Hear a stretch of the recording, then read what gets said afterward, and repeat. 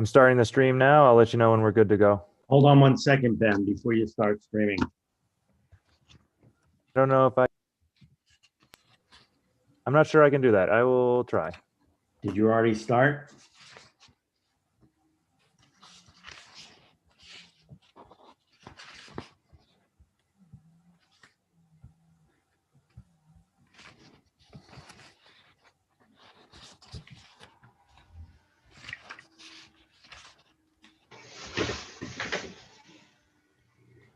Are we streaming, Ben?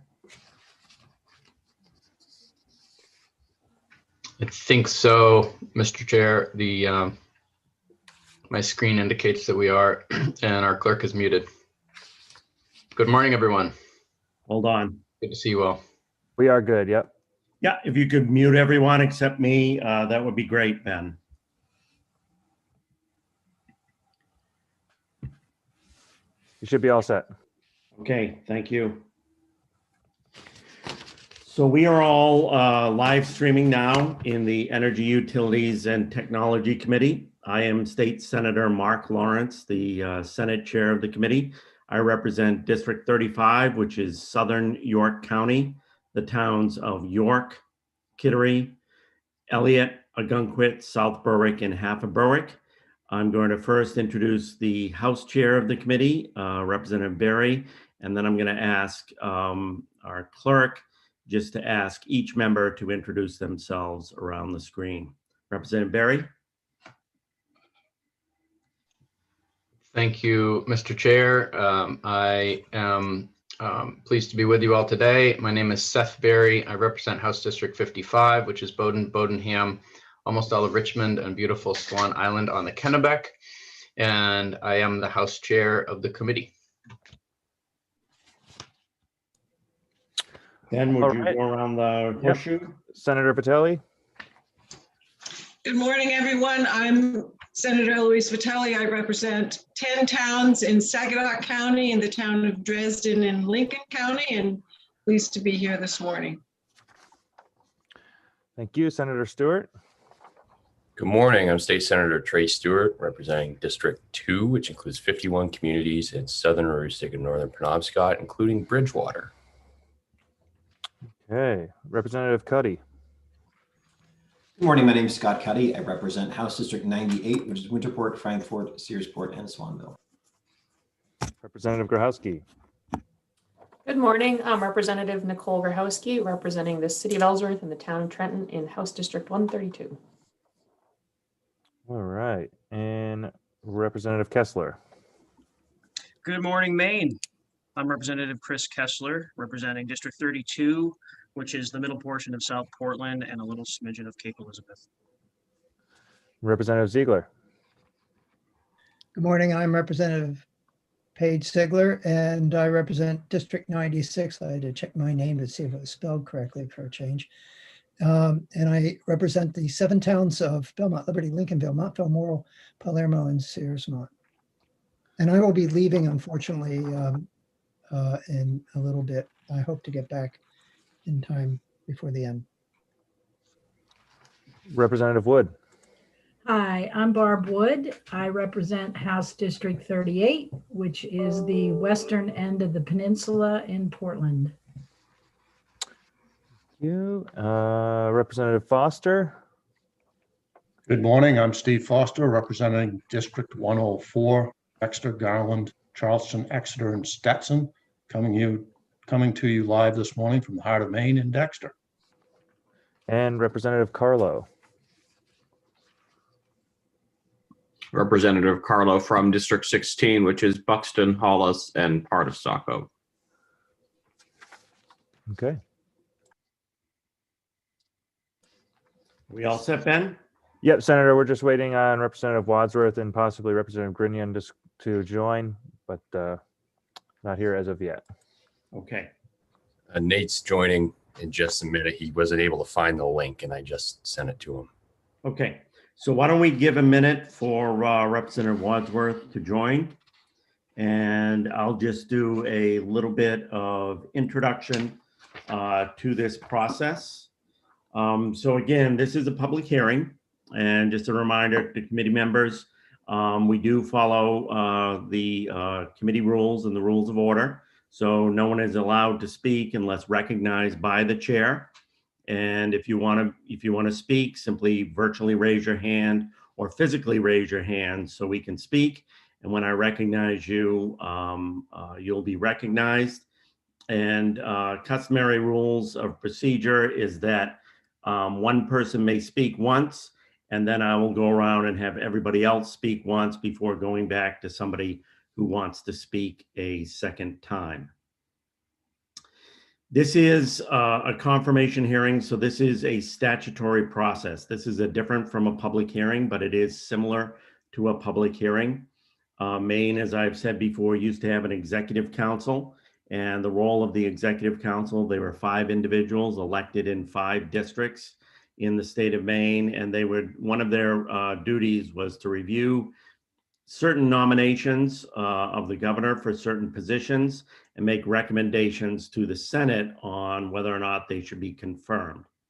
When the executive council was abolished, that was removed to the legislature, and it was placed in the joint standing committee having jurisdiction over certain areas that that person, commissioner, judge, board member, etc., would serve on.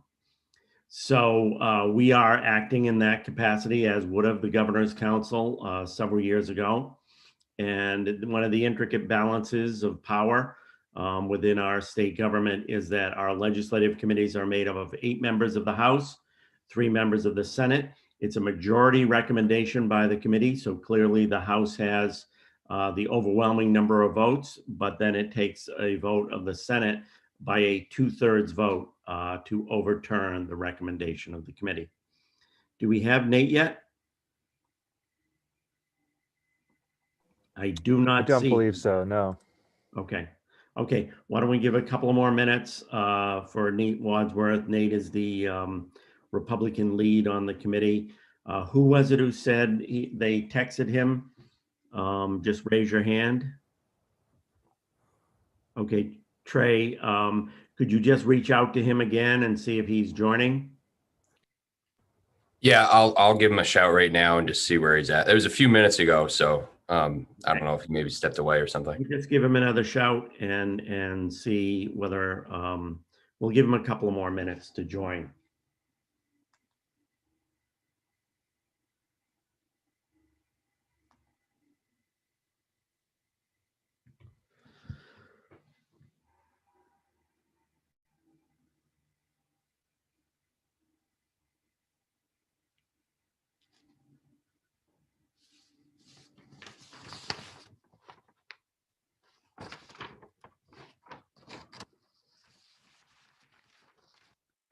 And a reminder for members of the committee, you should have received an agenda for today that was sent out to you. And I believe Deirdre recently updated it. And so we're going to do these 3 confirmation sessions. Suzanne McDonald, Mark Isaacson, and Kenneth Colburn to the Board of Directors of the Efficiency Maine Trust. And we've allotted till 1:30 to do all those confirmations. And then we're going to start up at 10:45 with a brief statement from the Bureau of Emergency Communications. And then we're going to go back into our 3-minute stakeholder presentations. And if we do finish up these confirmations early, we will be breaking till exactly 10:45, because if we try to move things up, it creates a tremendous amount of headaches for Ben and Deirdre to notify those people and get them to come on earlier. Trey, have you heard back from Nate? Yeah, he should be jumping on right now. He was in front of his computer. For some reason, he didn't get any of the links except for the one that I sent him. So, okay. And just a reminder to committee members, sometimes we get our links in our legislative email directory. If you go to your Outlook, you'll see you have a LegMail directory and also an inbox directory. Sometimes it comes in the LegMail, sometimes it comes in the inbox. So for public hearings, you will see those links come to your inbox. So that's where you should look. If it's a Zoom meeting, usually like a work session or something like that, it may come directly from Ben to your ledge mail box. Nate, Mr. Chair, Nate just responded and said that he's struggling to get connected. So he Okay. recommended we just We'll start up with the confirmation hearing, and hopefully he will be able to join us shortly. Senator, before we get going, Ms. O'Neill Lowe, is Joe Boucher joining us? Excuse me? Could you repeat that, Ben, please? Yeah, there's somebody testifying that hasn't joined yet, so I just want to make sure. Hi, Ben, thanks for checking. No, Joe is in ACF this morning, and we issued the link just to make sure if one of us couldn't be here, we'd both have them. Thank you. Great, yep. Go ahead, Senator. Okay, thank you. So this is a public hearing of the Joint Standing Committee on Energy, Utilities, and Technology for the purposes of considering the nomination by the governor of Ms. Suzanne McDonald of Rockland for reappointment to the Efficiency Maine Trust Board. The meeting today is being conducted electronically. Under the law and the joint rules of the legislature, the committee is required to hold this public hearing and to recommend confirmation or denial of the nominee by a majority vote of the committee members present and voting. As chairs of the committee, we will then send written notice of the committee's recommendation to the President of the Senate. The committee will hear testimony from and will hear testimony from and have an opportunity to question the governor or her representative, the nominee, and any other persons present who wish to speak for or against the nomination. Before we get started, I want to share some information related to the fact that this meeting is being conducted using an electronic format. This meeting is currently being live streamed on the committee's YouTube channel. This means that anyone who is a participant in the meeting via Zoom can be seen and also heard if their microphone is unmuted. People testifying cannot be seen or heard until they are called upon to speak. This meeting will be recorded and available to view on the committee's YouTube channel soon after the meeting has concluded.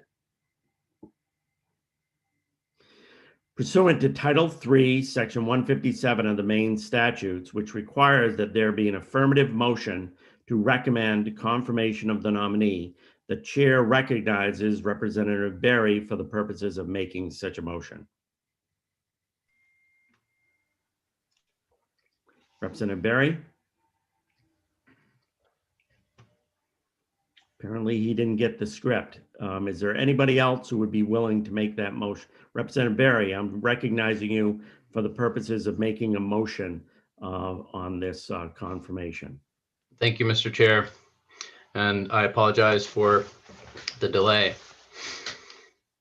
I move that the Joint Standing Committee on Energy, Utilities, and Technology recommend confirmation of Ms. Suzanne McDonald for appointment to the Efficiency Maine Trust Board. Thank you, Representative Berry. The statutory requirements for the position are posted on the committee's webpage. The chair now recognizes the representative of the governor for the purposes of making a statement concerning this nomination.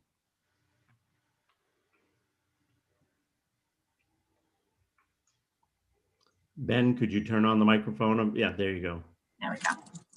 Good morning, Senator Lawrence, Representative Berry, and distinguished members of the Joint Standing Committee on Energy, Utilities, and Technology.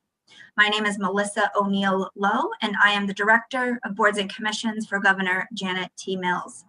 I am here today on behalf of the governor to speak in support of the nomination for reappointment of Suzanne McDonald of Rockland as a member of the Efficiency Maine Trust. The Efficiency Maine Trust can be found in Maine Revised Statutes under Title 35A, Chapter 97, Section 10103. The board consists of 9 members, 7 of whom are appointed by the governor. The remaining 2 members are the director of the Maine State Housing Authority and the director of the governor's energy office. Suzanne McDonald of Rockland is being nominated for reappointment to seat number 5, which requires that the nominee have knowledge of and experience in financial matters and consumer advocacy, and who possess substantial management expertise or knowledge of or experience with conservation fund programs, carbon reduction programs, or energy efficient or climate change policy. As you will see from Ms. McDonald's paperwork, she holds a BA in International Development and Political Science from McGill University and holds an MA in Urban and Environmental Policy and Planning from Tufts. Suzanne is a Senior Community Development Officer for the Island Institute in Rockland, where she is responsible for the organization's strategic approach to sharing solutions that increase local capacity to solve complex challenges in Maine communities, including energy projects. Before this position, Suzanne was a community energy director for the Island Institute, a position which she held for 8 years, where she developed experience implementing energy efficiency programs in residential, municipal, and small business sectors, particularly in Maine's smallest, most rural communities with low-income Mainers. She is familiar with budget oversight, policy analysis, and board coordination. Her professional networks reach far beyond Maine, and like Maine, include states with high heating costs, such as Alaska, New Hampshire, and Vermont. It is because of this expertise that we believe Suzanne is qualified to continue her service on the Efficiency Maine Board of Trustees and worthy of this reappointment. It is for those reasons that on behalf of Governor Mills, I would ask that you support the nomination of Suzanne McDonald of Rockland to the Efficiency Maine Board of Trustees, and I would be happy to answer any questions that anybody may have at this time. Thank you, Ms. O'Neill Lowe. And the chair would ask members of the committee, if you have questions for any member has a question for Ms. O'Neill Lowe at this time, that you raise your hand.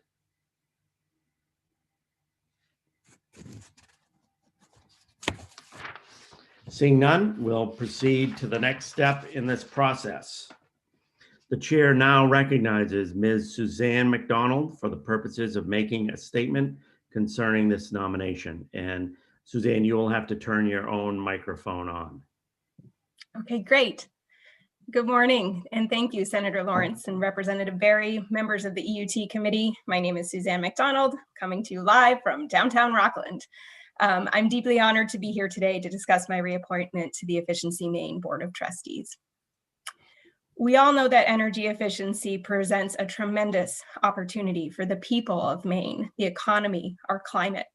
For more than a decade, my work has focused on helping Mainers across geographies, income levels, age brackets, and political views to thrive, and more specifically, to benefit equitably from clean energy opportunities in our state. By working across sectors and Maine's building stock, including with homes, schools, lobster co-ops, and other small businesses, I've seen firsthand the impact of efficiency when it comes to comfort, productivity, and profitability. I've also seen some partners, particularly in our state's smallest and most remote communities, struggle to implement clean energy measures. In my previous role at the Institute, as you heard, my team designed a program that helped communities to tackle these challenges, leading to the weatherization of more than 20% of Maine's island homes and the bulk purchase and installation of thousands of LEDs and dozens of heat pumps. The importance of this work for all of Maine, and really for rural America as a whole, was recognized in our project, our national project, Bridging the Rural Efficiency Gap, which was a partnership that I led with efficiency stakeholders in Maine, Alaska, New Hampshire, and Vermont to identify the best practices of meeting the efficiency needs of the country's most rural communities. More recently, I had the opportunity to represent this work as a member of the Climate Council's Buildings, Infrastructure, and Housing Working Group and the Climate and Equity Subcommittee, highlighting the importance of thinking not only about the technical aspects of our buildings, but the sometimes unique needs of the people who occupy them and the communities in which they sit. As this work moves forward, I will continue to support efforts that ensure that all Mainers, including those from the state's smallest, most rural communities, are well positioned to benefit from energy efficiency. In my current role at the Institute, I oversee long-term strategy for the organization's programming with an attention to building partnerships of community development stakeholders throughout the United States and beyond, all with the end goal of helping to build a more resilient coast of Maine. I serve as a member of our management team, providing financial and operational oversight for our staff of 55. My service to the EMT board to date has only deepened my respect for this institution, the caliber of its incredible staff, and their ability to balance rigor and thoroughness with the ability to be nimble and innovate in order to meet emerging challenges and opportunities. At this incredibly important moment for energy and climate in our state, it's my hope that I can continue to add value as an EMT trustee by bringing my knowledge of Maine communities and my passion for EMT's mission. I appreciate your thoughtful consideration of my nomination and would welcome any of your questions. Thank you very much, Suzanne. The chair would ask if any member of the committee has questions of the nominee. Please raise your hand. Representative Kessler. You will Thank you, need Mr. to turn Chair. on your own mic. Is everybody able to hear me okay? Yes. Good morning, Suzanne. I'm glad that you are ready to start another round with Efficiency Maine's board.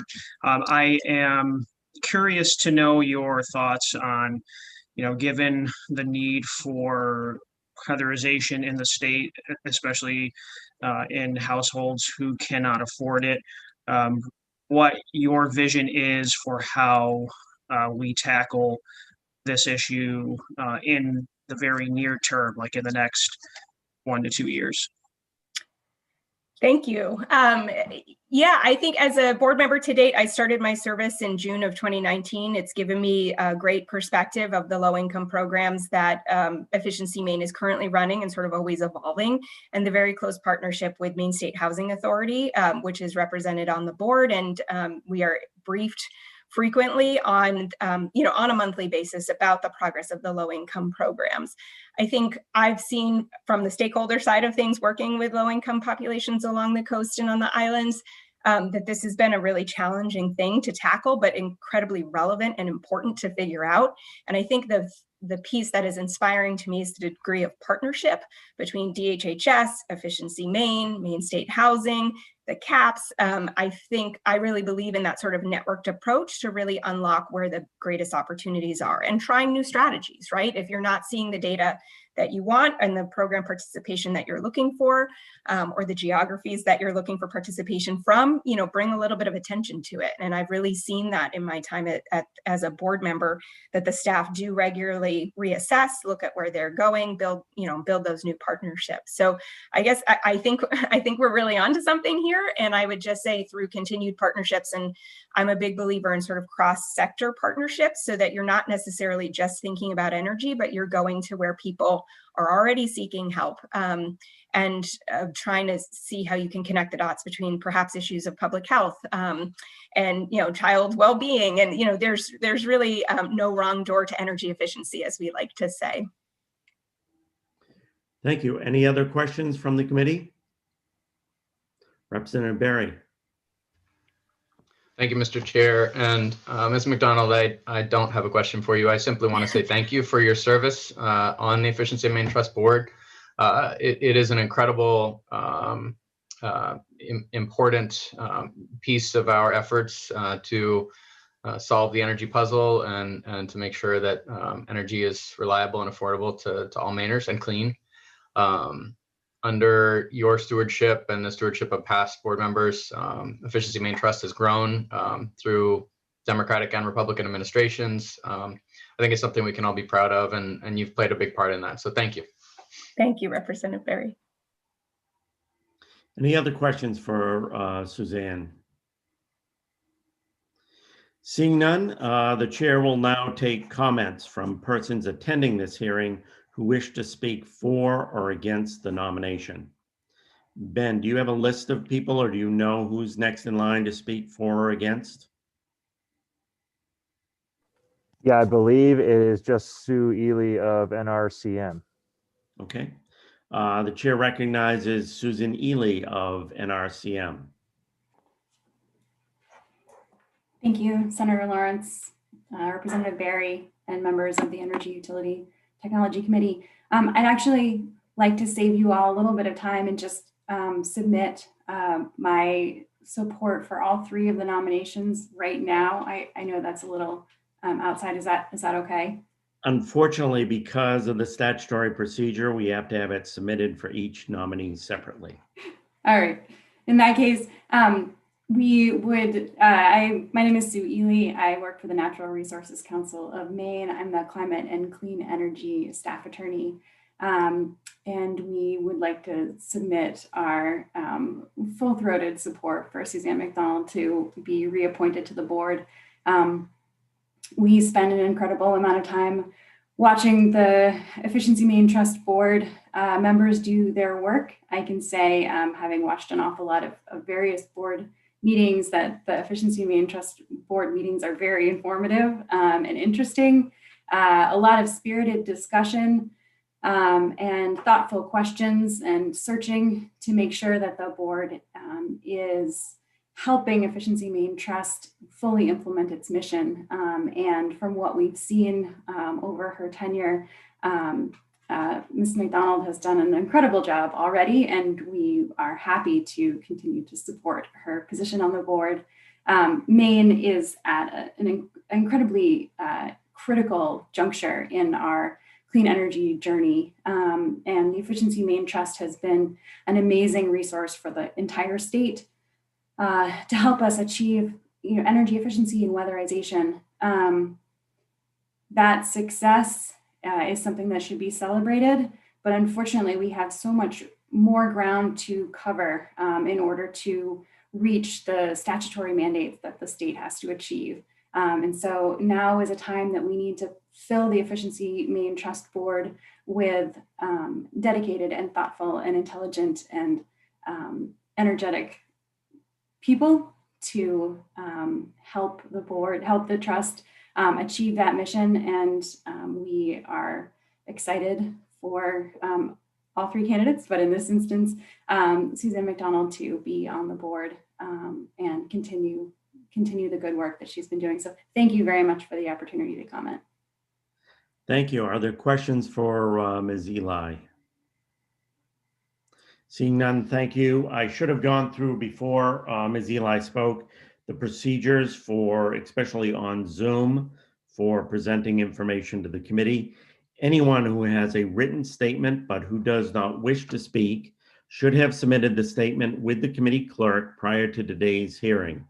All such statements shall contain the name and the residence of the person who prepared the statement.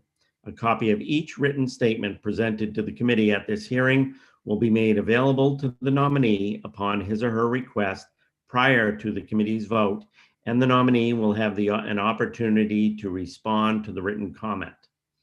Those who wish to speak in person registered with the committee clerk prior to the start of the hearing will be called upon by the chairs, at which time they will be promoted to a panelist status in Zoom and can be seen and heard. When it is your turn to speak, please observe the following. State your name and place of residence prior to presenting your testimony. Only comments concerning the suitability of this particular nominee for the particular position will be considered in order. All other comments will be considered out of order. After you are done speaking and there is no more questions from the members, you'll be returned to attendee status and the next person will be called.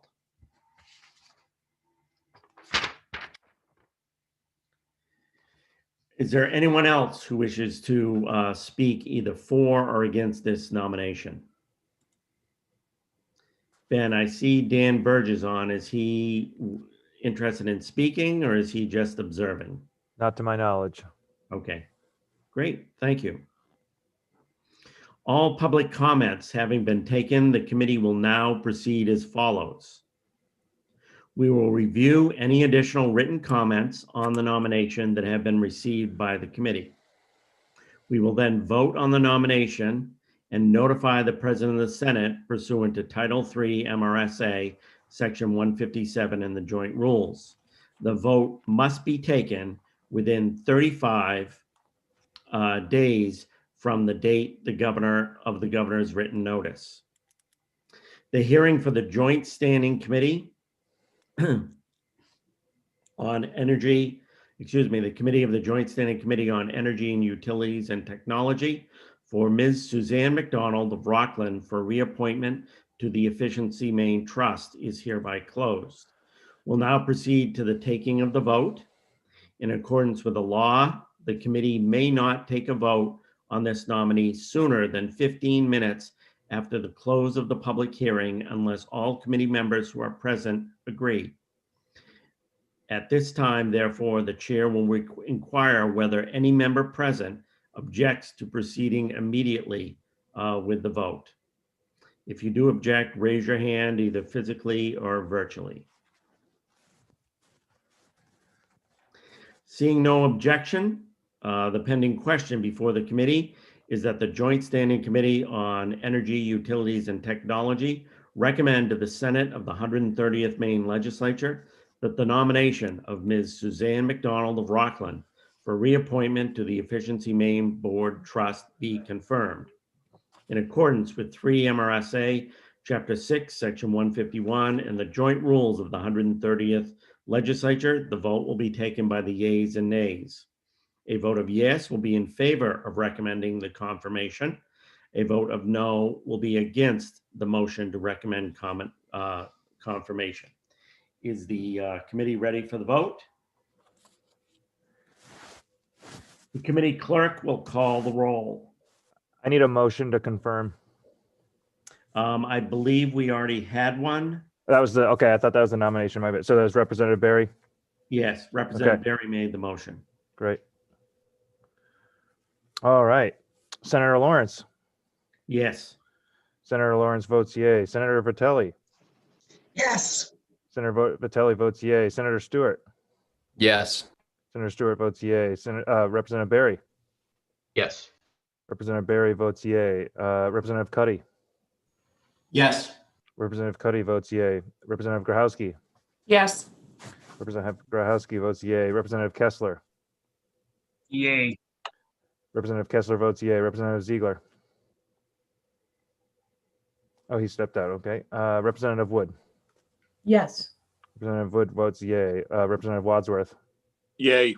Representative Wadsworth votes yay. Representative Grinion.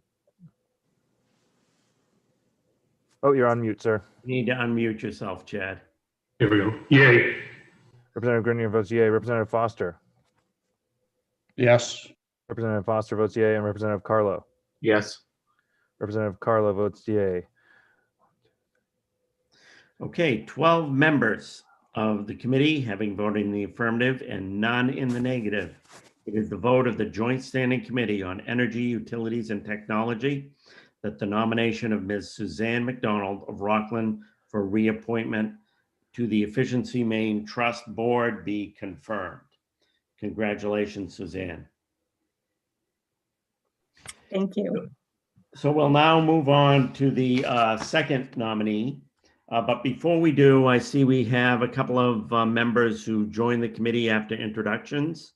So I just asked Ben if he would recognize those members and they have a chance to introduce themselves.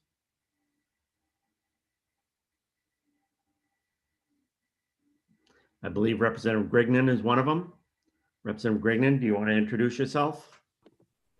Yeah, good morning. My name's Chad Grignan, Representative Chad Grignan from District 118, representing Harmony, Athens, Bingham, up north to the Moose River Valley, Jackman. And then I think Representative Wadsworth joined us a little bit late. Yeah, thank you, Mr. Chair. Good morning. My name's Nathan Wadsworth. I represent District 70, Southern Oxford County. Great. Was there anybody else, Ben, or anybody else on the committee who wasn't here when introductions were done? If you could just raise your hand, either virtually or physically. I don't believe so. That would be great. Super. So we're ready to go on to the second nominee as soon as I locate the script. And for members, I think Representative Wadsworth had a little trouble finding the link. Just as a reminder to members, Sometimes the link does not appear in your LegMail subdirectory on Outlook. It'll appear in your inbox, which is normally for public messages rather than internal legislative messages. So you need to look both places to find the link each morning. This is a public hearing of the Joint Standing Committee on Energy, Utilities, and Technology for the purposes of considering the nomination by the governor of Mr. Mark Isaacson of Cumberland for appointment to the Efficiency Maine Trust Board. The meeting today is being conducted electronically. Under the laws and the joint rule of the legislature, this committee is required to hold this public hearing and to recommend confirmation or denial of the nominee by a majority vote of the committee members present and voting. As chairs of the committee, we will then send written notice of the committee's recommendation to the President of the Senate. The committee will hear testimony from and have an opportunity to question the governor or her representative, the nominee, and any other persons present who wish to speak for or against the nomination.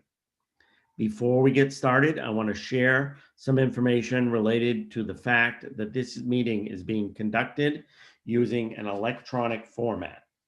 This meeting is currently being live streamed on the committee's YouTube channel. This means that anyone who is a participant in the meeting via Zoom can be seen and also heard if their microphone is unmuted. People testifying cannot be seen or heard until they are called upon to speak. This meeting will be recorded and available on the committee's YouTube channel soon after the meeting is concluded. Pursuant to Title III, Section 157 of the Maine statutes, which requires that there be an affirmative motion to recommend confirmation of the nominee, the chair recognizes Representative Berry for the purposes of making such a motion. Thank you, Mr. Chair. Mr. Chair, I move that the Joint Standing Committee on Energy, Utilities, and Technology recommend confirmation of Mr. Mark Isaacson of Cumberland for appointment to the Efficiency Maine Trust Board. The chair would just remind members and the public that the statutory requirements for this position are posted on the committee's webpage. The chair now recognizes Melissa O'Neill Lowe, representative of Governor Janet Mills, for the purposes of speaking on this nomination. Thank you, Senator Lawrence, Representative Berry, and distinguished members of the Joint Standing Committee on Energy, Utilities, and Technology. My name is Melissa O'Neill Lowe, and I am the Director of Boards and Commissions for Governor Janet T. Mills. I am here today on behalf of the governor to speak in support of her nomination of Mark Isaacson of Cumberland as a new member of the Efficiency Maine Trust. The Efficiency Maine Trust can be found in Maine Revised Statutes under Title 35A, Chapter 97, Section 10103. The board consists of 9 members, 7 of whom are appointed by the governor. The remaining 2 members are the Director of Maine State Housing Authority and the Director of the Governor's Energy Office. Mark Isaacson of Cumberland is being nominated to seat number 7, which requires that the nominee have knowledge of and experience in financial matters and consumer advocacy, and who possess substantial management expertise or knowledge of or experience with conservation fund programs, carbon reduction programs, or energy efficiency or climate change policy. Mr. Isaacson is a Maine native, having grown up right in Androscoggin County and attended local schools, having graduated from high school at Edward Little. Mark holds a bachelor's degree in history from Yale University and earned his MBA in marketing and production from the University of Chicago. Now retired from full-time work, Mark is a founding partner in Competitive Energy Services, a Portland-based company that offers a broad variety of strategic energy management services, including solar PV, net metering, cogeneration, demand response, multi-fuel strategies, and demand management. He has decades of experience working in the energy industry and is one of the most highly regarded and most knowledgeable in his field. Additionally, I personally have had the very distinct pleasure of knowing Mark for approximately almost the last 20 years, having personally worked with him on several projects during my nearly 15 years as a paralegal project manager in the energy group of the Portland-based law firm of Pretty Flaherty. Mark's knowledge of the energy world and ability to market and compute numbers is second to none. Since his retirement from CES, Mark finds himself woodworking, working with metals, and considers himself an avid cyclist and outdoorsman. He enjoys spending time with his adult children and his grandchildren. It is because of these reasons and his professional experience that the governor is proud to nominate Mark to the Efficiency Maine Trust Board of Trustees. And it is because of this that on behalf of the governor, I ask that you support the nomination of Mark Isaacson of Cumberland to the Efficiency Maine Trust. I'd be happy to answer any questions that any of you may have at this time. Thank you very much. Are there any questions from committee members for Ms. O'Neill Lowe? Seeing none, thank you. The chair will now, the chair now recognizes Mr. Mark Isaacson for the purposes of making a statement concerning this nomination. Mark? Are you unmuted, Mark? I am.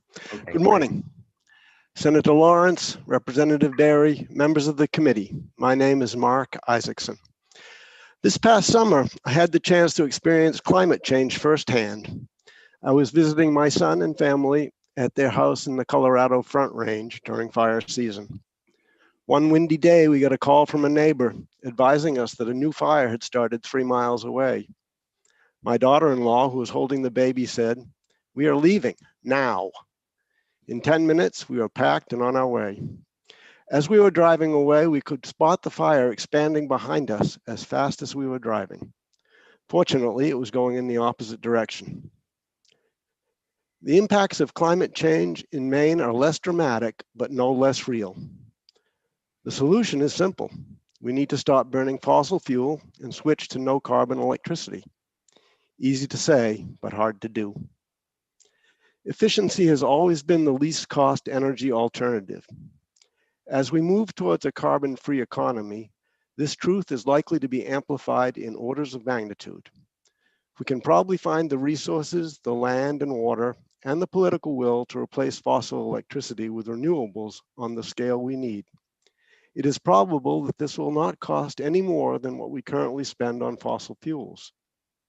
However, we must also move that electricity to where people live and work.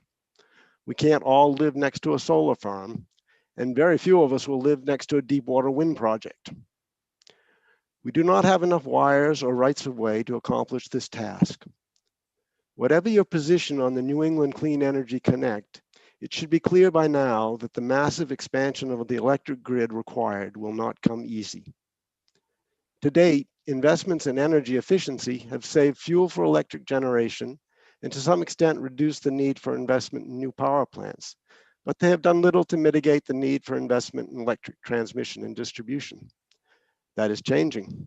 Indeed, we will have to invest more in electric transmission and distribution if we are to accomplish the purpose of decarbonization. But if we want to limit this burden, we will need to increase investment in efficiency. The triple benefit of reducing the need for generation, storage, and wires will create a whole new landscape of opportunity and necessity for efficiency investment. I have been in the energy business in Maine for over 40 years. I have probably had some experience with every type of energy efficiency, generation, or transmission project that has been proposed in Maine. I have sold nearly all my energy investments, but I have not forgotten all that I've learned about this business. I welcome the opportunity to put this knowledge at the disposal of the Efficiency Maine Trust. This is why I was pleased to accept Governor Mills' nomination to the EMT board. Thank you. I'd be happy to take questions. Thank you very much, Mark. Are there questions from any member of the committee of the nominee? Seeing none, thank you very much. The chair will now take comments from persons attending this hearing. Senator? Excuse me. Yes. I'm sorry. I'm sorry, I got my hand up late. If I could ask a question of the nominee. Representative Foster, you may proceed. Thank you, Senator. Mr. Isaacson, In the staff questionnaire for nominees that I have a copy of, and this is in regards to your answer to the question about organizations, businesses, or corporations that you or your spouse or children hold an office, ownership, so on and so forth in. You mentioned that you have a minority interest in competitive energy services, Flowfold, and that you're also on the board of competitive energy services, I believe it was stated. The last, I assume it may be the last sentence in your statement. It's cut off in the in the document that I have, and I'm wondering if you could answer answer my question regarding possible conflict of interest in decisions or matters that may come before the board of Efficiency Maine Trust, if you were a member, and how you would approach those. Thank you. Sure. I'm no longer involved in the management of competitive energy services. I do remain on the board and do have a minority interest in the company. Contracts for particular customers have never come before the board, and I don't expect that they will in the future. If that were to ever occur involving the state of Maine or any of its entities, I would recuse myself from any such discussions. Similar to the way that I understand the EMT board members recuse themselves if there's a potential conflict, which I would do also. Thank you. Other questions? Representative Barry. Thank you, Mr. Chair. Mr. Isaacson, thank you so much for your willingness to serve in this important position and to assist the state. It's not, as you know, a highly compensated position, but it does give opportunity to make a real difference for the state. I am interested in, because of your background in procuring energy for large commercial and industrial customers, if you could speak a little bit about the balance that you think Efficiency Maine should strike in administering its programs. Are there places where the interests of commercial and residential customers might conflict? If so, how would you deal with that? And perhaps where do you see synergies as well? If you want to add to that. So there are two separate factors going on here in my view. One factor is efficiency. Where do we get the biggest bang for the buck? And the second factor is fairness. We can't use all of the state's resources for industrial customers or one customer, and we can't use all of the state's resources for any particular low income or any other particular group of customers. So we need to strike a balance between those objectives. There is no easy answer. I'm sure you folks deal with this question every day. Hopefully I'll deal with it a little less frequently than you do. And so, within that universe, I think it's not really my job as a member of the board to decide these type of fairness questions. My limited understanding of the EMT structure to date is that there are allocated buckets that are set probably by the legislature, I assume. And then it's more our job, as I see it, to maximize efficiency within those buckets. Great. Any further questions of the nominee? I'm giving you a second to put up your virtual hands. Okay, thank you very much, Mr. Isaacson. The chair will now take comments from persons attending this hearing who wish to speak for or against this nomination. Anyone who has a written statement but who does not wish to speak should have submitted the statement with the committee clerk prior to today's hearing.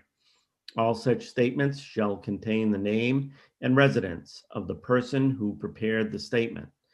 A copy of each written statement presented to the committee at this hearing will be made available to the nominee upon his or her request prior to the committee votes, and the nominee will have an opportunity to respond to the written comments.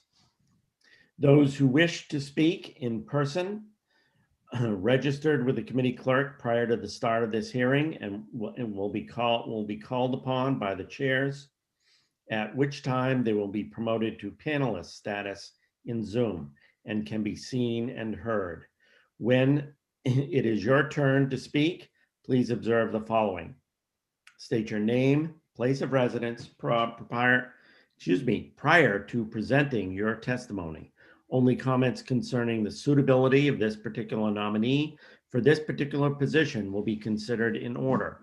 All other comments will be considered out of order. After you are done speaking and there are no more questions from members, you will be returned to attendee status and the next person will be called. I believe, Ben, Susan Eli wants to speak. Is that correct? I believe so, yeah. Okay, the chair recognizes Susan Eli for the purposes of making public testifying on this nominee. Susan?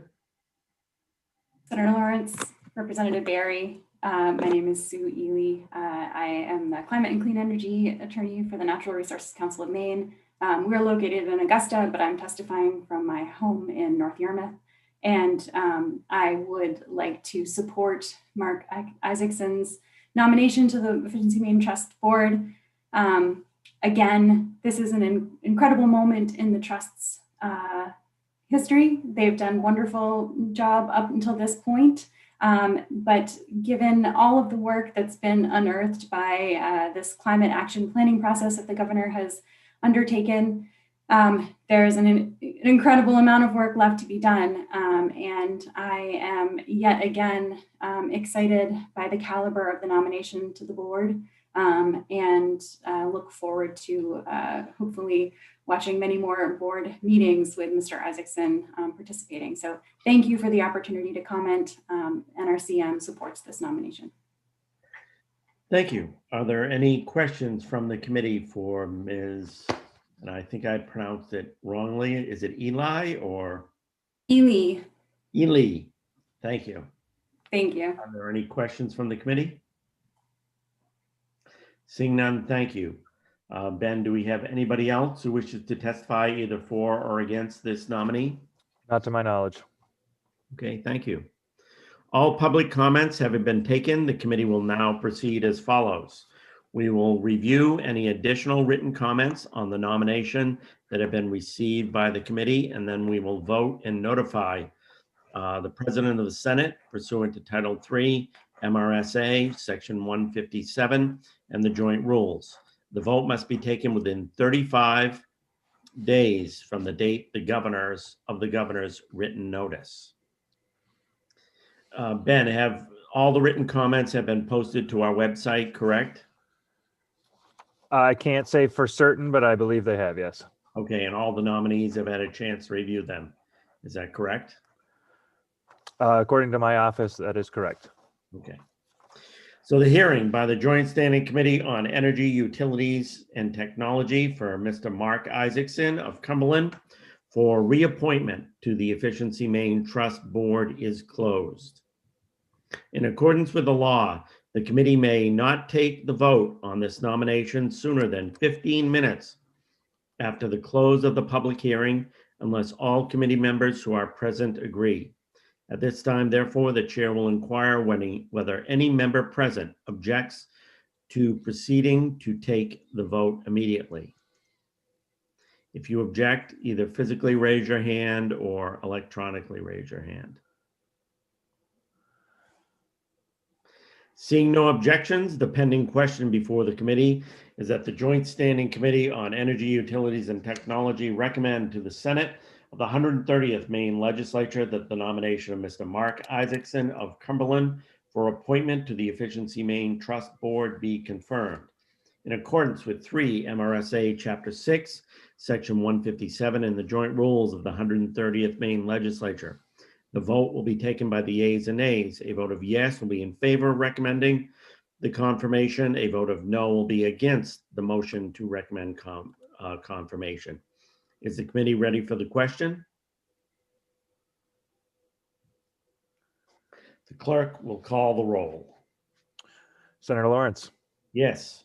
Senator Lawrence votes yay. Senator Vitelli. Yes. Senator Vitelli votes yay. Senator Stewart. Yes. Senator Stewart votes yay. Representative Barry. Yes. Representative Barry votes yay. Representative Cuddy. Yes. Representative Cuddy votes yay. Representative Grahowski. Yay. Representative Grahowski votes yay. Representative Kessler. Yay. Representative Kessler votes yay. Representative Wood.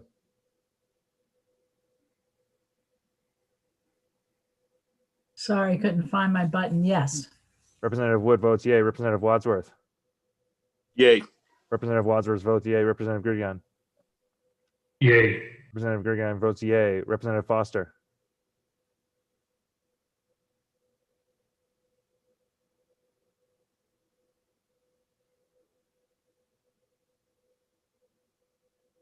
Sorry, spacebar didn't work. Yes. Representative Foster votes yay. Representative Carlo. Yes. Representative Carlo votes yay. And my understanding, Ben, is Representative Ziegler is absent. Is that correct? Yeah, I believe so. I don't see him. Okay, thank you. Mhm. 12 members of the committee having voted in the affirmative and none in the negative, it is the vote of the Joint Standing Committee on Energy, Utilities, and Technology that the nomination of Mr. Mark Isaacson of Cumberland for appointment to the Efficiency Maine Trust Board be confirmed. Thank you. Congratulations, Mr. Isaacson. Thank you. Okay, we'll go on to our final nomination.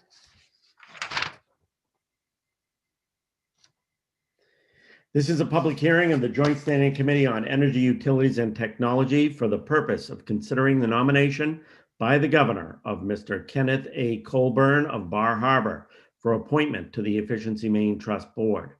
The meeting today is being conducted electronically under the laws and the joint rules of the legislature. Excuse me. This committee is required to hold this public hearing and to recommend the confirmation or denial of the nominee by a majority vote of the committee members present and voting.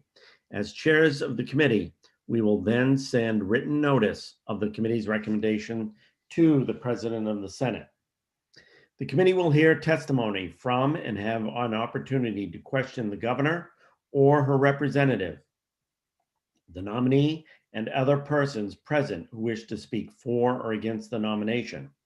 Before we get started, I want to share some information related to the fact that this meeting will be conducted using an electronic format. This meeting is currently being live streamed on the committee's YouTube channel. This means anybody who is a participant in the meeting via Zoom can be seen and also heard if their microphone is unmuted.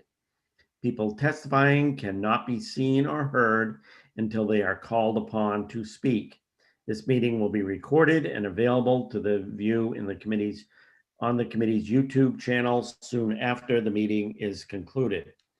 Pursuant to 3 MRSA section 157, which requires that there be an affirmative motion to recommend confirmation of the nominee, the chair recognizes Representative Barry for the purposes of making such a motion.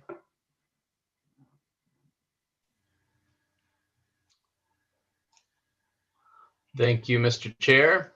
I move that the Joint Standing Committee on Energy, Utilities, and Technology recommend confirmation of Mr. Kenneth A. Colburn of Bar Harbor for appointment to the Efficiency Maine Trust Board. And the chair does again note that for the committee members and the public, the statutory requirements for this position are posted on the committee's web page. The chair now recognizes Melissa O'Neill Lowe, Representative Governor Janet Mills, for the purposes of making a statement concerning this nomination. Ms. O'Neill Lowe. Thank you, Senator Lawrence, Representative Barry, and distinguished members of the Joint Standing Committee on Energy, Utilities, and Technology. My name is Melissa O'Neill Lowe, and I am the Director of Boards and Commissions for Governor Janet T. Mills. I am here today on behalf of the governor to speak in support of the nomination of Kenneth A. Colburn of Bar Harbor as a new member of the Efficiency Maine Trust. The Efficiency Maine Trust can be found in Maine Revised Statutes under Title 35A, Chapter 97, Section 10103. The board consists of 9 members, 7 who are appointed by the governor. The remaining 2 members are the director of the Maine State Housing Authority and the director of the governor's energy office. Kenneth Colburn of Bar Harbor is being nominated to seat number 8, which requires that the nominee have a knowledge of and experience in financial matters and consumer advocacy, and who possess substantial management experience or knowledge of or experience with conservation fund programs, carbon reduction programs, or energy efficiency or climate change policy. For the last 30 years, Kenneth Colburn has spent his life's work as an energy and environmental policy professional. Mr. Colburn holds a bachelor's degree in mathematics from the Massachusetts Institute of Technology and has received 2 master's degrees in education and business administration from the University of New Hampshire. Although semi-retired, Mr. Colburn is the principal and owner of an energy consulting firm, Symbiotic Strategies LLC, where he advises energy and environmental regulators on a number of energy-related issues, including air quality, climate-related issues, regulatory compliance, energy efficiency, renewables, and energy policy. His deep understanding in the domains of energy, energy regulation, beneficial electrification, energy efficiency, environment, environmental regulation, air quality, and climate change will bring a breadth of experience to the Efficiency Maine Trust Board that will undoubtedly translate to helping the citizens of Maine in all matters energy related. It is because of this that on behalf of Governor Mills, I would ask that you support the nomination of Kenneth Colburn of Bar Harbor today to the Efficiency Maine Trust Board of Trustees. I'd be happy to answer any questions that any of you may have at this time. Thank you for your time this morning. Thank you very much, Ms. O'Neill Lowe. The chair would ask if any member of the committee has questions for the governor's representative at this time.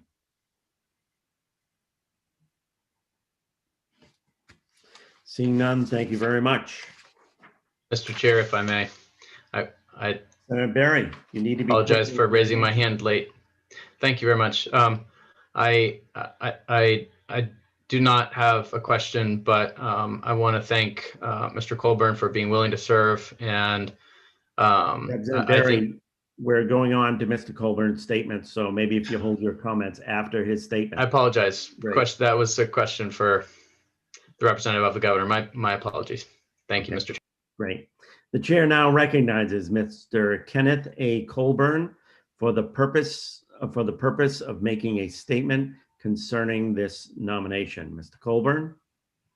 Thank you, Senator Lawrence, Representative Barry, and members of the committee. As the chair indicated, my name is Kenneth Colburn, and I'm from Bar Harbor, as the wave from Thunder Hole in the background surely suggests for you. And I'm honored to be with you today, honored to be nominated by Governor Mills, and I'm grateful for your consideration of my nomination today. As you no doubt discerned from the materials that I forwarded to you, although I'm sure your reading list is pretty lengthy at this stage of the session, so I'll try to make this brief. The work of the Efficiency Maine Trust aligns very closely to my career experience and my personal interests. As Missy indicated, I retired in 2020, but prior to that spent 30 years in energy and environmental policy, including advising regulators, policymakers such as yourselves, and advocates across the United States on these issues, and serving as a regulator myself. I've also enjoyed serving as the co-chair of the Energy Working Group with Dan Burgess, the Governor's Energy Office for the Maine Climate Council during the last 16 months. As my resume shows, I think energy efficiency and beneficial electrification have been 2 major focus areas. In fact, as a side anecdote, I'll share the organization I retired from, the Regulatory Assistance Project, had as a motto, energy efficiency is the answer.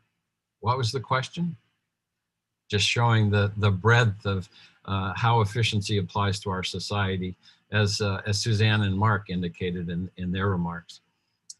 I'm particularly excited to help guide the trust because these issues lie squarely within its responsibilities. In fact, they're essential in order for Maine to address climate change cost effectively, to keep more of our energy dollars at home, create the clean energy jobs that we anticipate, and to enable our economy to thrive. Further, we're in the midst of a massive transformation of the electric power sector. Mark alluded to some of this as well in his remarks. This is primarily due to technology disruption. Solar and wind are now the cheapest forms of electricity generation, but they still require backup. They don't run all the time, at least until storage is cost effective and widely penetrated. But in the last century, we overbuilt expensive supply resources to meet infrequent grid peaks. And this has been very expensive. In the next century, we'll manage demand instead, the load on the electrical system, matching it to cost-effective available resources plus storage. How will we manage it? Through all those electrified devices. And that's why beneficial electrification is so crucial going forward. The more effectively and efficiently that we electrify end uses like transportation and heating, the smoother, more successful, and more cost-effective this energy transition will be for Maine. I'm also excited because in creating Efficiency Maine, you all, state policymakers, implemented energy efficiency policy uncommonly wisely. Many states, I think most states, encourage energy efficiency by requiring their utilities to design and operate energy efficiency programs. Programs that utilities may have little interest in, little expertise in, and for which their overheads are high. Maine's approach avoids these shortcomings. It adheres more closely to the state policymaker goals you established, and it achieves greater economies of scale. Maine's approach is also better for low-income customers and other equity concerns. The trust recognizes that successfully addressing these concerns is necessary for decarbonizing and boosting Maine's economy. And then finally, Efficiency Maine Trust, as you know, is starting its 5th triennial plan. So it's a particularly opportune time to be joining its board. I look forward to continuing and to support its exceptional record of performance on behalf of Maine's residents. Thank you again for your consideration. I'd be pleased to answer any questions that I can. Thank you, Mr. Colburn. And the chair would ask if any member of the committee has a question of the nominee. And now the chair would recognize Representative Berry. Thank you, Mr. Chair, for acknowledging me and also for keeping me in line earlier. I was getting ahead of myself and of the committee, and I think it reflects my enthusiasm for the nominees today. So if I had asked a question of the governor's representative, it would have been, how did you find such world-class talent? But I want to turn that to Mr. Colburn a little bit. I know, Mr. Colburn, that you, as your resume indicates, have had extensive experience in other states. You have not, in particular New Hampshire, you've not always worked in Maine. So perhaps my question should be, what took you so long to get here? But maybe instead you could just reflect on what it is that draws such talent, and I would include the other board members of Efficiency Maine Trust who are already there and are not on our docket this morning. What is it that draws such talent to the Efficiency Maine Trust board? Because I know it's not the pay. Can you speak to that? Perhaps I can, and let me answer that in 2 respects, Representative Berry. One is certainly Maine's natural environment, but also its respect for its natural environment.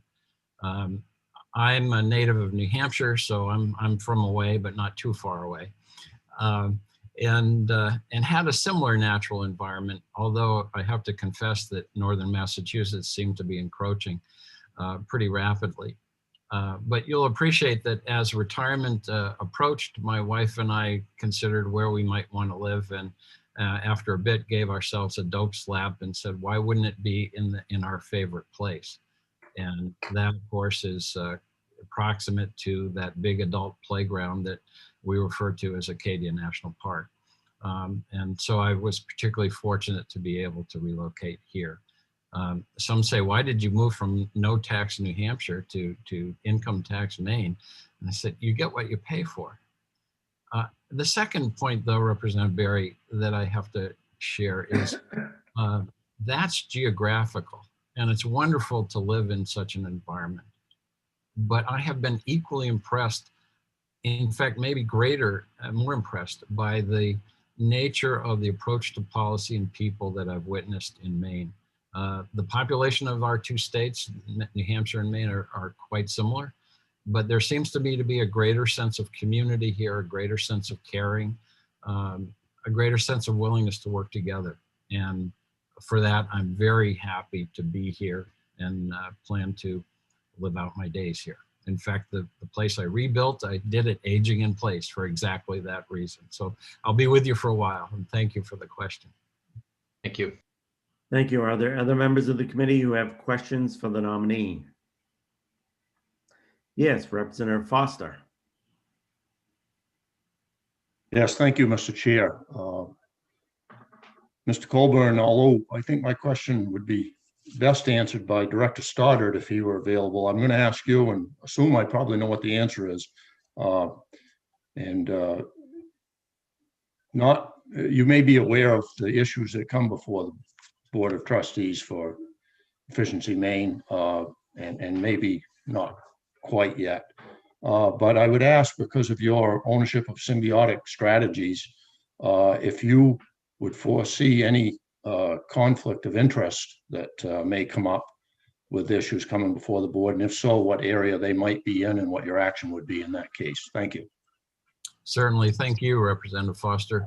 I would not. The fact of the matter is my life, the Symbiotic Strategies is a one-man band, and it was pretty active before I joined the Regulatory Assistance Project between 2005 and 2011.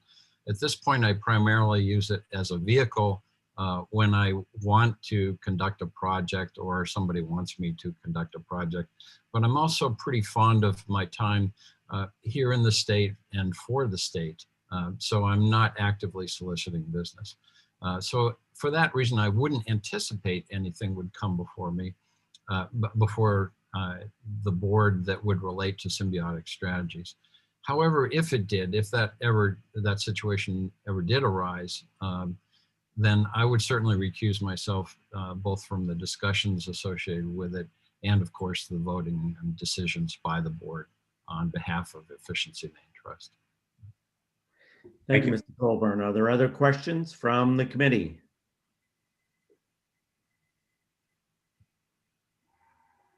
Seeing no virtual or real hands, I would thank the nominee for his testimony. The chair will now take comments from persons attending this hearing who wish to speak for or against this nomination. Anyone who has a written statement but who does not wish to speak should have submitted this statement with the committee clerk prior to today's hearing. All such statements shall contain the name and the residence of the person who prepared the statement. A copy of each written statement presented to the committee at this hearing will be made available to the nominee upon his or her request prior to the committee votes, and the nominee will have an opportunity to respond to the written comments. Those who wish to speak in person registered with the committee clerk prior to the start of this hearing and will be called upon by the committee chairs, at which time they will be promoted to panelist status in Zoom and can be seen and heard. When it is your turn to speak, please observe the following. State your name, place of residence prior to presenting your testimony. Only comments concerning the suitability of this particular nominee for this particular position will be considered in order. All other comments will be considered out of order. After you are done speaking and there are no more questions from the members, you will be returned to attendee status and the next person will be called. I believe we have Susan Ellie from the Natural Resources Council of Maine who wishes to testify on this nominee. Is that correct, Ben? Correct.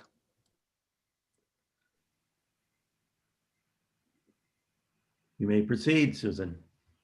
Thank you, Senator Lawrence, Representative Barry, members of the Energy, Utilities, and Technology Committee. My name is Sue Ely. I am the staff attorney for the Natural Resources Council of Maine. Our organization is a nonprofit environmental organization, member-based, and our location is Augusta.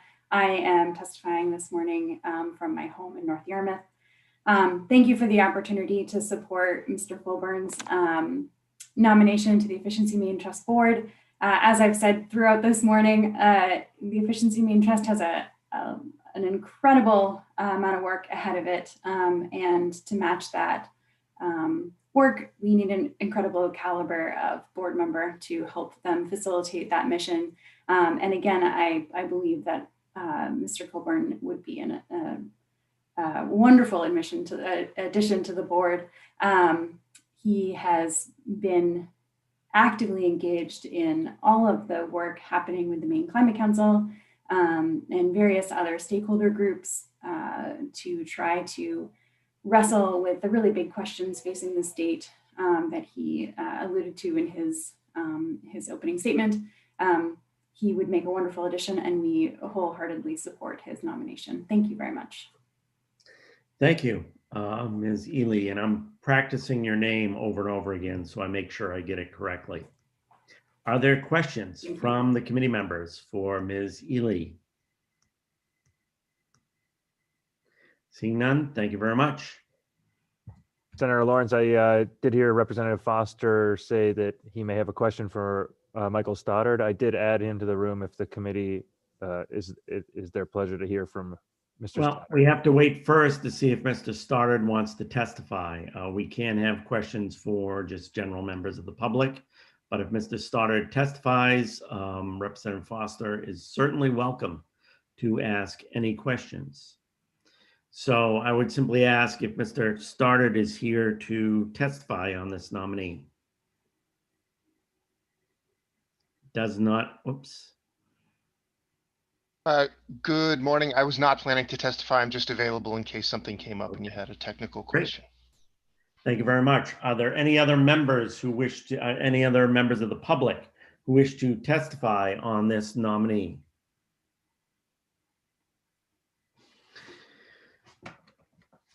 Okay.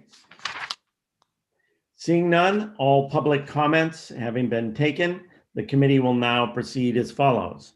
We'll review any additional written comments on the nomination that have been received by the committee. And I'll just note at this time, the nominee should have had a chance to review any written comments.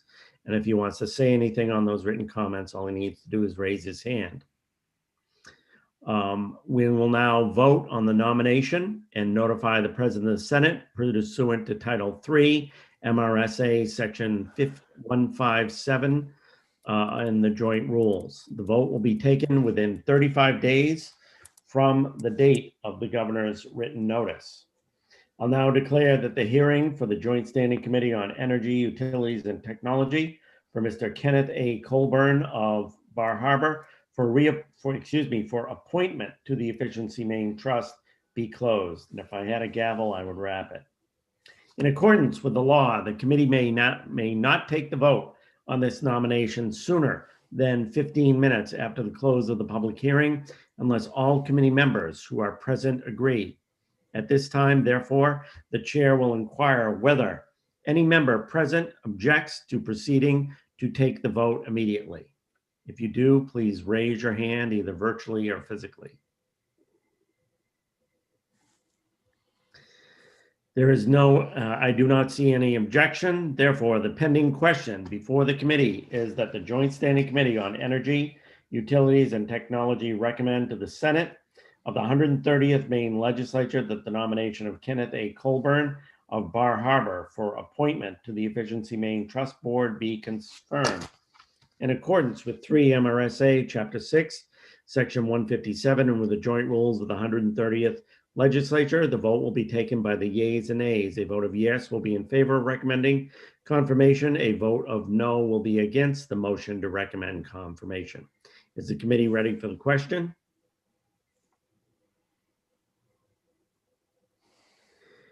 The committee clerk will call the roll. Senator Lawrence. Yes. Senator Lawrence votes yea. Senator Vitelli. Senator Vitelli votes yea. Senator Stewart. Yes. Senator Stewart votes yea. Representative Barry. Yes. Representative Barry votes yea. Representative Cuddy. Yes. Representative Cuddy votes yea. Representative Grahowski. Yes. Representative Grahowski votes yea. Representative Kessler. Yay. Representative Kessler votes yea. Representative Wood.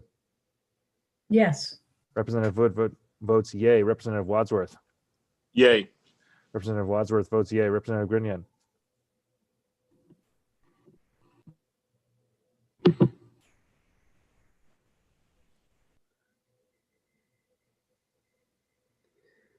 I think he's you're on having mute, trouble Representative. turning on his mic. Representative Green, if you could turn on your mic. Can you hear me now? There you go. I hear you now. Yay. Representative Grinion votes yea. Representative Foster. Yes. Representative Foster votes yea. Representative Carlo. Yes. Representative Carlo votes yea. Thank you very much. I believe that's 12 members of the committee having voted in the affirmative and none in the negative. It is the vote of the Joint Standing Committee on Energy, Utilities, and Technology that the nomination of Kenneth A. Colburn of Bar Harbor for appointment to the Efficiency Maine Trust Board be confirmed. Congratulations, Mr. Colburn. Great. We are now at the end of our nominations. And it is 10:23. So as I said earlier, we're going to be starting exactly at 10:45. So we will now take a break and be back at 10:45. I just remind members to mute their mics and turn off their video till we get back on, or otherwise we're going to see and hear everything you're doing. You know, Senator Lawrence, I noticed if you're looking for a gavel, you could grab a shoe with a nice hard heel behind you there and wrap that a few times. That'll take care of it. So I do just want to say I rearranged my computer, and I didn't realize it till I had to close the door that there was this thing behind me. And I just want to say these are not mine. But I learned one thing as a father: not to give your children access to your Amazon account because they will begin buying all kinds of stuff. So with that, we'll take our break. Senator Lawrence, here's your gavel.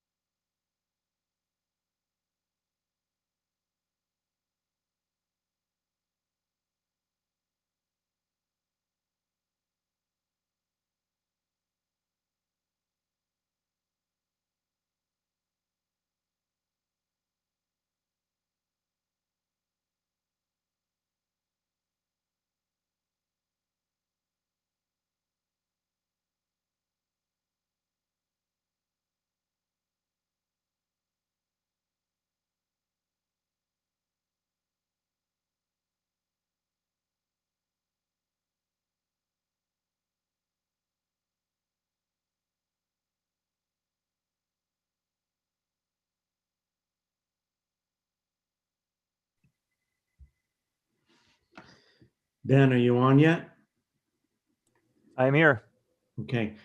I've lost my cursor again and it makes it very difficult. Would you be able to log me off and I'll log back in?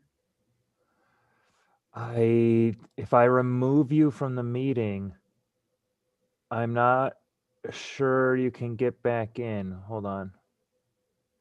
For some reason, when you pause it and you put up that screen, I always lose my cursor and I'm not able to see when I'm highlighting stuff.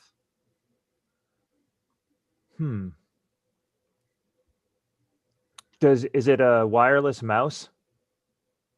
It's an Apple product. It's my daughter's computer, and I just do it from below the keyboard. Touch whatever pad that is. Do you want to try logging me off and see if I can get back in? Mark, what about doing Option Apple Escape and then quitting the program? Okay, how do I do Option Apple Escape? You find the three things on the keyboard and then So hit them at the there's, same time. I see Option. Then the Apple symbol. It can also be Command. It's like a square with 4 circles around it, or Control. It's one of those two. I forget Okay, which. Option, Command, and Escape. Yeah, try that. Where is the Escape button? Top left.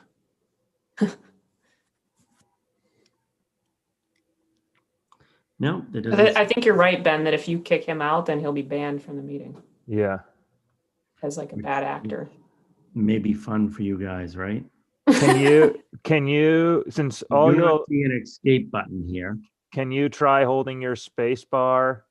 I'm gonna mute you and see if you can hold the space bar to unmute yourself, and then you should be good because you won't have to control anything else. So I'll try that. Hold on, I'm gonna mute you. Okay, now try the space bar. See if it will. Yep, great. Yeah, so you hold it down to speak, and then it will mute you when you release the space bar.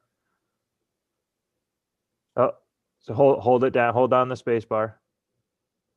I can do it, Ben. That's fine. There you go. Great. And I can see where what my cursor is highlighting, but I don't see the cursor on the screen.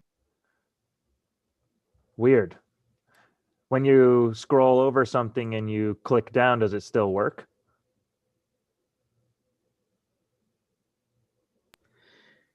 Say that again, Ben. Like, can you still, you say you can see when your cursor's over something or is, highlighting something, can you still click and use the cursor? I can scroll down and I can try to guess where my cursor is and see if I can get it on the right spot, but I can't see my cursor. That's to weird. aim it at the right spot. I have an Apple and I don't know that, but maybe you got to text your daughter and see which kind of lock she put on her computer. Not gonna happen.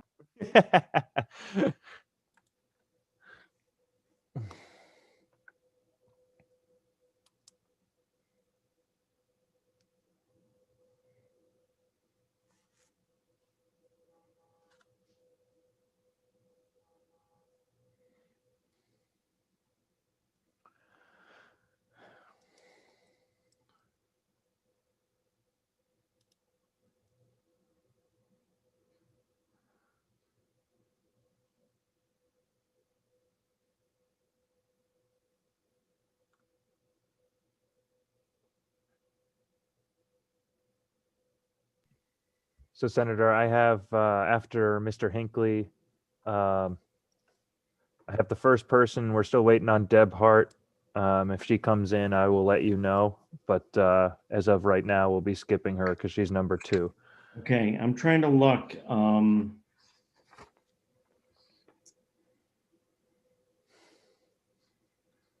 So Deirdre had sent me an updated schedule, but I'm not sure. I had printed off the old one and printed off the new one, so I'm not sure which is which. I'm sorry, Deirdre had sent me up. Is Deirdre on? Yeah, yes, I'm here. I'm here. So what was the change on the schedule? Somebody signed off, so let me just pull it up. I'll tell you the one that has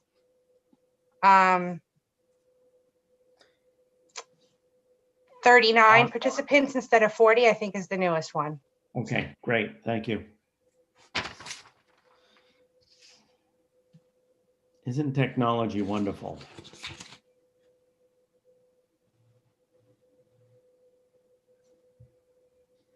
Okay, Sometimes. do we have a 1, 2, 3, 4, 5. Yeah, we definitely have a quorum. okay. So we're ready to start back up, a couple of minutes late. But we do have Brody Hinckley on from the Bureau of Emergency Communication. And I'll just recognize you, and you have 5 minutes to tell us what everything is we need to know. Brody? Morning, Senator Lawrence, Representative Barry, and committee members. My name is Brody Hinckley. I'm the Director of Bureau of Consolidated Emergency Communications for the Department of Public Safety. We have 3 regional communications centers located in Augusta, Bangor, and Holton that provide enhanced 911 and emergency dispatch services for 8 state agencies and 38 municipalities. We are 3 of the 24 PSAPs or 911 centers in the state of Maine.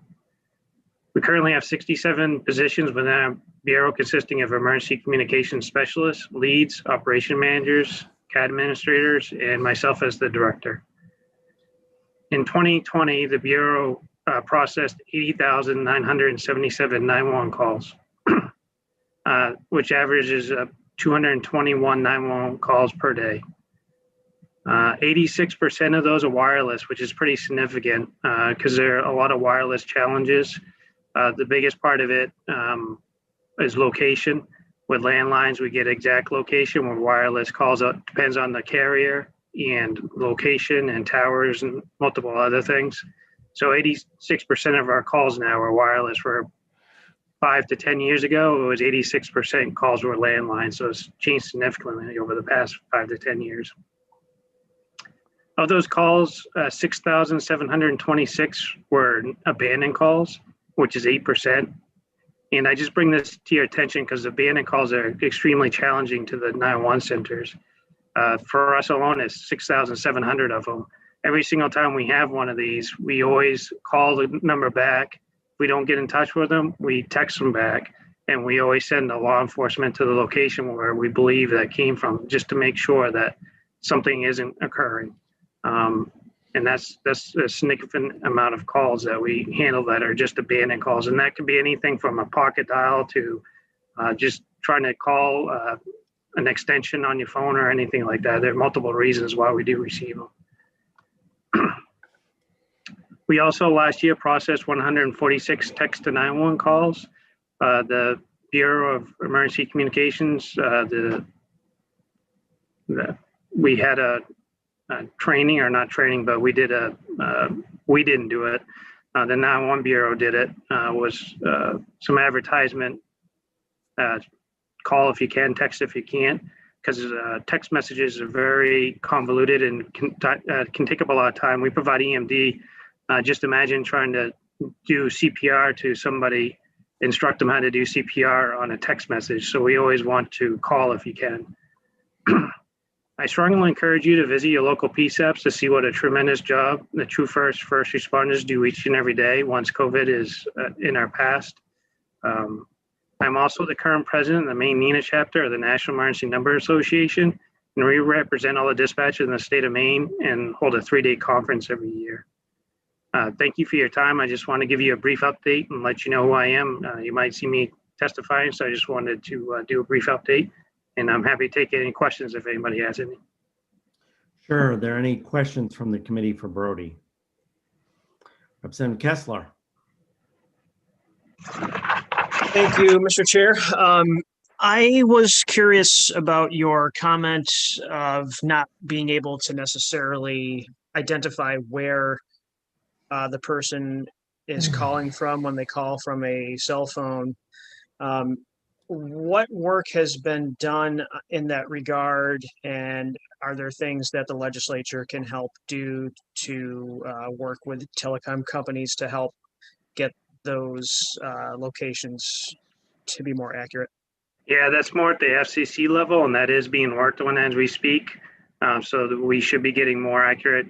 I can't remember the timeline, but it's within the next year or two that they're supposed to have more accurate information. Basically, what the cell phone providers use now is just, they don't use the GPS on the phone. They use triangulation of towers, and that's why we don't get the exact location. If the phone has GPS coordinates, we do have a third-party vendor that provides that for us, but it doesn't occur on every single cell phone or every single call. Depends on who the carrier is and things like that. So it is going to be getting better down the road, but it's going to take a little bit of time. Great, thank you. Any other questions from the committee?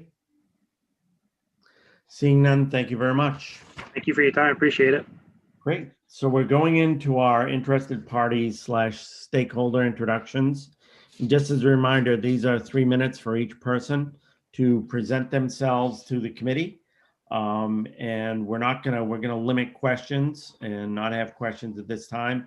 It's more of a meet and greet for you to have a chance to put a face with the name of people who will be frequently testifying before our committee. So I'll first go to John Flynn from Versant Power. John? Good morning. Can everybody hear me? Yes. Excellent. Thank you so much for having me here. I am John Flynn. I'm the new president of Versant Power. I've been on board since November 30th of 2020. There is a slide deck. I don't know if you all can see it, but I will just kind of talk through quickly and give you a sense of what Versant Power is all about. And I look forward to the opportunity to work more with you going forward. One of the things you're going to hear me say a lot as I testify, and we talk a lot about at Versant Power, is we view ourselves as a trusted partner to the legislature, to the governor's energy office, to the commission, to the OPA, to our customers, and to the communities that we serve. And we believe if we view everything we do through the lens of being a trusted partner, that we can in fact be very helpful to Maine in supporting Maine's shared energy and climate goals. Who are we? We are the electric utility in eastern and northern Maine. Obviously, from our perspective, nothing is more important to us than providing safe, reliable, and affordable electricity to our customers. In 2020, I'm proud to report we had our best performance year ever from a safety and reliability perspective, and exceeded all of the customer-facing metrics that were agreed to as part of the stipulation when NMAX acquired Versant Power in 2020. Our history, we are actually a product and accumulation of small private, municipal, and cooperative utilities that have merged over the years to gain efficiencies and access to capital. After the industry was deregulated in the late 1990s, Emera from Canada purchased Bangor Hydro and Maine Public Service, and those were ultimately combined into Emera Maine in 2014. In 2016, Swan Island Electric Co-op joined us, and in 2020, NMAX acquired what is now Versant Power. We serve 160,000 customers, as I said, in eastern and northern Maine, with a little over 400 employees. We have about 6,000 miles of distribution and roughly 1,200 miles of transmission in a service area that encompasses 10,400 square miles in eastern and northern Maine, a significant service territory for us to serve. As I said, our business is, we are all about providing safe, reliable, and affordable energy to our customers, and we are committed to continuing to efficiently integrate renewable energy into our system in the most efficient way possible. We continue to explore ways that we can actually serve as an innovator for the state of Maine, and you'll be seeing some proposals from us in the not too distant future around energy storage applications on our system that we believe could serve to help us take first steps as we seek to decarbonize our environment here in Maine. And we continue to also incentivize the transition of home heating to cleaner and more efficient technologies like heat pumps. In 2020, our primary focus areas will be to continue to build on the strong performance of 2020, in 2021, will be to continue to build on the strong performance from 2020. We have a rate case before the MPUC that will focus on, among other things, ensuring that we're making the kinds of investments today that will enable our grid to be a dynamic foundation for our Maine's clean energy future. And we are also rolling out a couple of different IT capital projects, including automated metering and net energy billing, that will allow us to have much greater data as we look to serve our customers in an ever more efficient way going forward. And with that, I would just like to thank the committee for the time, and I know we'll have an opportunity to spend more time together in the future, and I look forward to it. Thank you very much, John. And now we will go on to Deb Hart from the Dirigo Electric Cooperative. Good morning, Senator Lawrence, Representative Berry, and members of the Energy, Utilities, and Technology Committee. My name is Deborah Hart, and I own Hart Public Policy. I reside in Manchester, Maine. I've been representing clients before the Utilities Committee for over 30 years now. The client that I will be representing before your committee is the Dirigo Electric Cooperative, which are Maine's consumer-owned utilities. I previously provided you with a document that lists those companies, but they are Eastern Maine Electric, Fox Island, Holton Water, Idaho, Kennebunk Power, Madison Electric, and Van Buren. These utilities were initially formed to serve underserved or unserved communities. My focus before your committee this year will be to provide you with the very best information that I can as it relates to these utilities, and you will hear me constantly present the unique challenges that often confront them. We feel that they do a very good job for their customer owners, and I can't tell you how much I look forward to being with you again this year.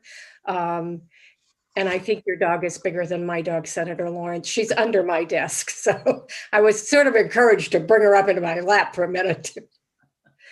Thank you so much for your time. I know you've got a busy day.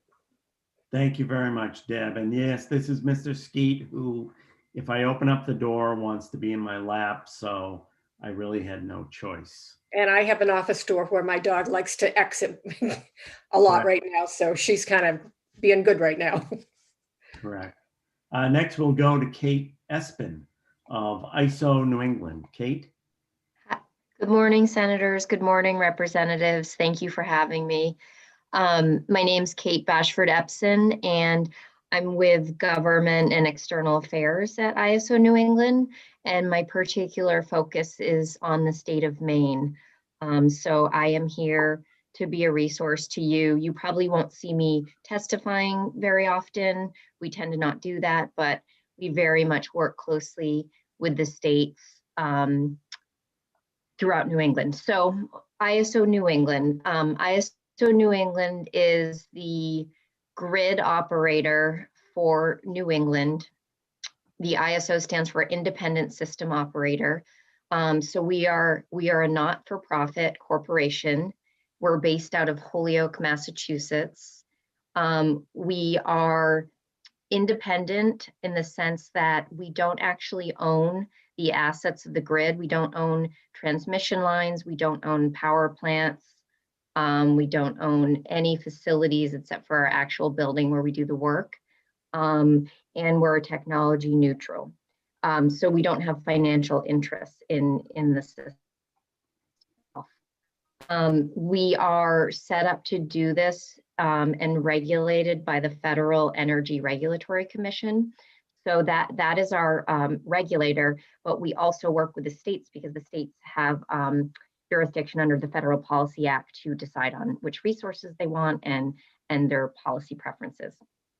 So we work very closely together as much as possible. So the ISO has three primary roles. As I said, the number one role is the grid operation on a minute-to-minute basis. So that's the higher voltage transmission system and the generation portion of the electrical system. We also do system planning. So we generally do 10-year for assessments of the power system in New England to see where might there be reliability issues, and then what kind of investments are needed to maintain the reliability criteria that we must meet over those 10-year time horizons. We also administer the wholesale electricity markets. That is a very big part of what we do in those markets. You probably hear about, there are three parts to those markets. There's the energy market, there's the forward capacity market, and then there are the ancillary services market. And just yesterday, for example, we had our once a year forward capacity auction for resources that we will need 3 years from now for our system. So with that, I thank you very much. I look forward to working with all of you. Great. Thank you very much, Kate. And I'll just let the new members of the committee know that we did 2 years ago, I believe, take a tour of ISO New England. And I, for one, found it very, very important and very, very helpful to my understanding of the electric grid. And I'm hoping once we get to a point where we can do an in-person tour, that we have an opportunity again to come down to ISO New England. Just that visual of seeing the board of the transmission of power through New England was very informative for me to understand how the grid works. So I hope, Kate, we can work with you at some time to see that that happens again. Definitely. As soon as it's possible, we'd be happy to have you down there. Okay, great. Thank you. I myself haven't been there since March. Thank you for coming again. And now we're on to Bill Ferdinand of Eaton Peabody. Bill? Good morning, everyone. I'm Bill Ferdinand. I'm a lawyer with Eaton Peabody, which is a full-service firm in Maine. So we wind up representing a lot of clients on a variety of things, including energy development projects. And we do appear before the PUC on water matters and electric and telecom matters. But before the legislature, we represent ISO New England. So Kate is actually my client. So I am the person that will be in your committee room most of the time representing ISO New England. Kate will listen and watch, but I'm your point of contact in the legislature. We also represent the Forest Products Council, which has some energy interests. They represent everyone from landowners to manufacturers, and we often have electric energy issues before this committee. We do have a bill that we're supporting this session that will be before you. We have some water clients that we represent on occasion, and some other economic development entities that have energy interests. So that they're sort of on again, off again type of clients. So, but I'm with you most of the time, and look forward to getting back into a room where we can see each other again. Thank you very much, Bill. We'll next go on to Kathleen Newman from Central Maine Power. Kathleen. Thank you, Senator Lawrence and Representative Berry, members of the committee. I'm Kathleen Newman. I'm the Director of Government and Community Relations for Central Maine Power Company. We're an investor-owned electric utility founded in 1899. I'm not going to go into a lot of detail about our structure since, as you know, we've been invited to provide a sort of deeper dive into the company for the committee at a later time. But I wanted to introduce myself so that those of you I've not met yet could put a face with a name. As the company's primary liaison with the legislature, you'll be hearing from me regularly through both the occasional issue briefing, storm updates I provide to the full legislature now. So when there's a storm brewing, I'll generally let you know and then keep you updated throughout the storm. And then when presenting testimony before your committee, from time to time, I'll also bring in others from the company, subject matter experts like Eric Stiniford, who's our Vice President of Regulatory Affairs, Controller, and Treasurer. Linda Ball, who is our Vice President of Customer Service, and Jason Rao, who is the Manager of Energy and Environmental Policy. You'll also likely hear from our external advocates at Mitchell Tardy Jackson, Jim Mitchell, Josh Tardy, Chris Jackson, and Jake Mitchell. Many of you have already reached out to me with your constituents' questions or concerns, and I hope you'll continue to consider me as a resource in helping to resolve any of their issues that I can help with. Please feel free to reach out anytime, if it's a high bill or a new service connection or just a policy question. I can generally help you to get a response very quickly from the company.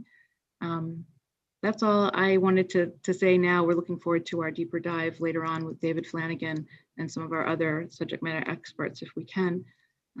Look forward to working with you all. Thank you. Thank you very much, Kathleen. And Todd Shea, unfortunately, from the Kennebunk-Layton Power District, could not join us. So we're going to skip over to Jeremy Payne. If Todd's able to join us at some time in the future, we'll try to bring him back. But we'll now hear from Jeremy Payne of the Maine Renewable Energy Association. Jeremy? Good morning, Senator Lawrence, Representative Berry, members of the committee. My name is Jeremy Payne. I'm the Executive Director of the Maine Renewable Energy Association. Our members sustainably manufacture electricity from hydropower, biomass, wind, tidal, and the ever-present solar. Thank you for the opportunity to introduce myself to you today. And the weeks and months ahead, you'll likely hear from me on issues such as the Renewable Portfolio Standard, net energy billing, transmission and distribution planning and interconnection, long-term contracting and procurements, climate action plan, and energy generation siting. Our members work in the distributed generation and grid scale clean energy markets, and they also include companies that assist with permitting, environmental consulting, and those that build, operate, and maintain these assets. You also may see our legislative counsel come before you on our behalf, Jay Nutting and Sarah Vanderwood with Main Street Solutions. Looking forward to meeting and working with the new folks and certainly re-engaging with the committee members who were around last session. So certainly view me as a resource and my members as a resource, and look forward to continuing to work with you on all this important work in the session ahead. Thanks. Thank you very much, Jeremy. And Dan Hendrick from Clearway was our next assigned speaker, but he's not available right now. So we'll go on to Kelsey Fiore from Nexamp. Kelsey? Need to turn your mic on, Kelsey. We don't control it. Hi, sorry about that. Good morning. Thank you, Chairman Lawrence, Chairman Barry, and members of the committee for the opportunity to introduce myself. My name is Kelsey Fiore, and I work for Nexamp. Nexamp is a vertically integrated clean energy company. We are based in Boston, Massachusetts, but we have offices across the country. We were founded in 2007. By two veterans. Our work involves development, construction, and long-term management of solar plus storage assets, along with community solar customer acquisition and management throughout the lifetime of the project. We are really excited to enter the market a year and a half ago when the enabling legislation LD 1711 was passed. And we thank the committee for its good work there in making that happen. We have since focused a lot of our company's energies on the market, and we're hoping to be a player in this space for the years and decades to come. We were really proud to bring our flexible community solar program to the state. The goal of our program is really to allow all residents, whether they have a rooftop that can support solar, own their home or not, or appropriately sited house for solar, to be able to reap the benefits of solar, and community solar allows for residents to do that. So our program does not have any sign-up costs for customers. We don't run a credit check. There's no long-term contract. There's no penalty for leaving our program. We've really tried to make this as customer-friendly a program as possible, and we found it be successful in the approximately a dozen markets that we currently operate in, including Maine, Massachusetts, Rhode Island, New Jersey, Maryland, Virginia, and New York in the Northeast, and also Illinois, Minnesota, California, and Hawaii. We have a national portfolio of over 100 projects and approximately 300 megawatts. And again, we're really excited to be operating in the Pine Tree State. I have a number of relatives who live in Maine. It's very near and dear to our hearts. And we thank you for the opportunity and look forward to working with you all. Thank you very much, Kelsey. Next, we'll go on to Mark Thibodeau of Reenergy. Mark. All right. Good morning, everybody. Can you guys hear me all right? Yes, we can hear you fine. All right, perfect. Good morning. Thank you to the EUT chairs, the committee members, and the staff for this opportunity to introduce ourselves. I am Mark Thibodeau of Reenergy Biomass Operations. I'm a lifelong Mainer, graduate of Maine Maritime Academy, and I manage one of our facilities here in Maine. Over the course of my career, I've been fortunate enough to have managed 5 biomass power plants here in Maine. Reenergy owns 2 large biomass power facilities, one located in Livermore Falls, rated about 39 megawatts, and one in Stratton, rated about 48 megawatts. These plants, we use forest and mill residues to generate base-loaded, homegrown renewable electricity, and we employ about 50 individuals. Currently, we support more than 300 total jobs. The 2 facilities generate about 640,000 net megawatt hours of baseload renewable electricity each year. which is enough to supply about 83,000 homes. The Stratton facility, we also directly supply electricity to the adjacent Stratton lumber sawmill. We spend nearly $19 million a year on wood fuel annually, and the Stratton facility purchases wood fuel from more than 58 Maine-based logging and trucking companies and 19 Maine mills. And our Livermore Falls facility buys wood from more than 75 Maine-based logging and trucking companies and 4 Maine mills. So many of the logging companies and sawmills in Maine are heavily reliant on the revenue streams, from the purchase of the fuel by biomass power producers. Our importance as an end market has grown substantially since the Jay Paper Mill pulp digester incident when it went offline in April of 2020.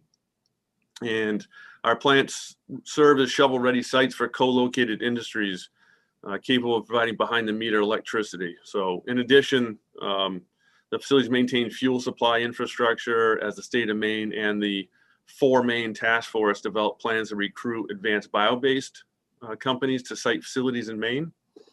That's area that we're looking for co-location possibilities. It is certainly a challenging time to operate a biomass power plant due to low wholesale electricity pricing, uncertain rec markets that we participate in. We currently are Class 1 eligible in Maine and Connecticut, and we've been participating in these for a number of years. And we are really appreciative of the RPS legislation that was passed 2 sessions ago. Our Livermore Falls facility was successful in winning an award from the PUC, and we hope our Stratton facility will be successful in this next procurement. So long-term revenue certainty is a game changer for us. And we look forward to continuing as a renewable energy generator and forest product end market for many years to come. Just want to introduce ourselves, and I thank you for your time. And lastly, when the time is right, we would welcome any of the committee members for plant tours to learn more about biomass power. Thank you very much, Mark. I didn't cut you off, did I? Nope, not at all. Thank you. Okay, good. And now we'll go on to Adam Cody of Brookfield Renewables. Thank you, Senator Lawrence. Nice to see you this morning. Representative Barry, members of the committee, lots of familiar faces despite the craziness in the world. My name is Adam Cody. I'm an attorney at Drummond Woodsum. I specialize primarily in renewable energy. I'll be appearing before your committee on behalf of 4 clients, primarily this session. Maine Pellet Fuels Association, you've already heard from Bill Bell. I see Amy Curd is in the queue right now with EDP Renewables. You'll also be hearing from Mark Gallagher at Mainers for Local Power. Steve Zaretti from Brookfield Renewables sends his regrets. He had a conflict with this scheduling change, so I'm honored to be able to speak to him briefly about Brookfield. Brookfield, as many of you know, is one of the largest owners and operators of renewable energy in the state of Maine, with over 1,400 megawatts of power throughout the state. They have 38 hydropower facilities, 5 wind facilities, 8 solar facilities. They also have a big battery storage facility in Millinocket. The company's operations employ over 100 Mainers, support 275 indirect jobs, more so than most developers, renewable energy developers in the state of Maine. They're also a huge property tax payer for many communities throughout the state. They pay over $21 million in local property taxes throughout the state of Maine. They were really honored to be involved with Senator Vitellity's RPS bill. Many of you that have been on the committee for a while remember that originated from a Brookfield bill to take another look at the RPS.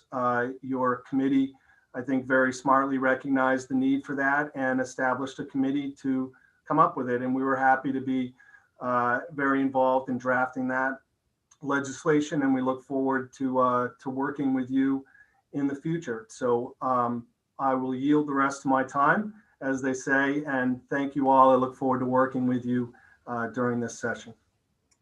Thank you very much, Adam. Next, we'll go to Jim Mitchell, who's here on behalf of Maritimes and Northeast Pipeline and Bridge. Jim. Thank you, Senator Lawrence. Good morning to all the committee, Representative Barry. Nice to see you all. Jim Mitchell with Mitchell Tardy Jackson. I grew up in Waterville, but I live in Portland now.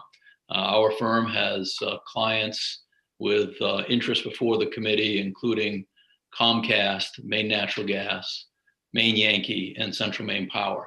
Today, I'm going to present a little bit of information on behalf of Enbridge because their Government Affairs Director, John Sheridan, was unavailable to do so. Enbridge is the primary owner and operator of the Maritimes and Northeast Interstate Natural Gas Pipeline Facility. The facilities in Maine consist of about 270 miles of underground interstate system with 7 operating compressor stations here in the state as well. The company pays about $8 million a year annually in taxes, mostly to municipalities where the facilities are located. It's important to keep in mind that the interstate system is really a transportation system. My client, Enbridge, cannot own the molecules of natural gas that flow through their facilities. They are a common carrier and open access pipeline. You can see from the materials that Ben kindly distributed to the committee on my behalf that there are a number of interconnection points or delivery points on the Enbridge system, the maritime system here in Maine. The facilities originate at an onshore location near Nova Scotia, actually about 50 miles from a primary gas field. The flow of gas has historically been north to south from the facilities undersea in Canada, offshore Canada, as well as periodic injections from the LNG facility located at St. John, New Brunswick, Canaport.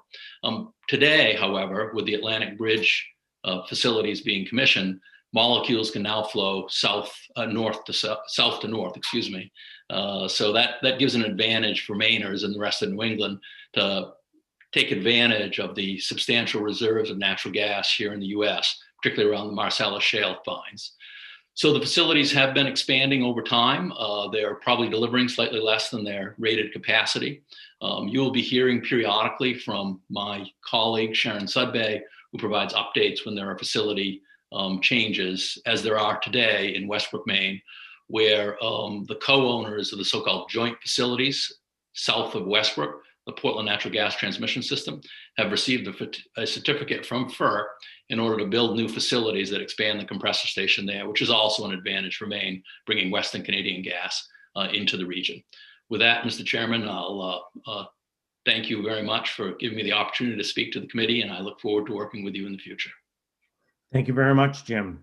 We'll now go on to Amy Kurt from EDP Renewables. Amy?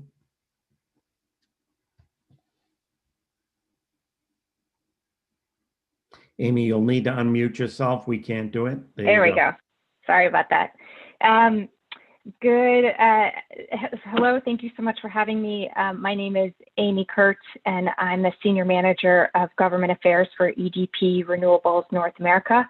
Really appreciate Senator Lawrence and Representative Barry for you guys giving me the opportunity to introduce myself to the committee. EDP Renewables, we're the 4th largest owner and operator of wind farms in the country, as well as around the world. We have a growing solar portfolio as well, with 8 operating solar parks, 2 under construction, and many, many more under development. We have a staff of around 800 employees, and our North American headquarters are based in Houston, Texas. But unfortunately, none of these renewable energy projects and only 1 of our 800 employees are in Maine. And this is not for lack of effort. We started our initial development efforts in Aroostook County about 20 years ago, signing leases with landowners and testing the wind speeds. We're focused primarily about 10 miles west of Route 1 between Presque Isle and Holton. And we've developed a top-notch wind farm. You may have recognized the name, the number 9 wind farm. And if it is built, it could produce enough power to meet, frankly, both of the recent energy procurements from the Maine PUC that were a result of the very forward-looking legislation a couple years ago, LD 1494, and that's equivalent to about 10% of Maine's retail electric load. But this project has been stalled for essentially 2 decades for one very simple reason that is a very complicated solution, but the reason is that there's just not enough electrical infrastructure in this area to bring this clean energy to the grid. So I'm here today to tell you that we are hopeful. We've been watching this legislative body and the governor and the state's renewed commitment to fighting climate change, to creating jobs, to building the much needed infrastructure that it will take to unlock Maine's best renewable energy resources. And we believe that there is a new opportunity for the number 9 wind farm. And we're very eager to work with this committee and the General Assembly this session to try to unlock the incredible clean energy and economic development opportunities that there are in the county.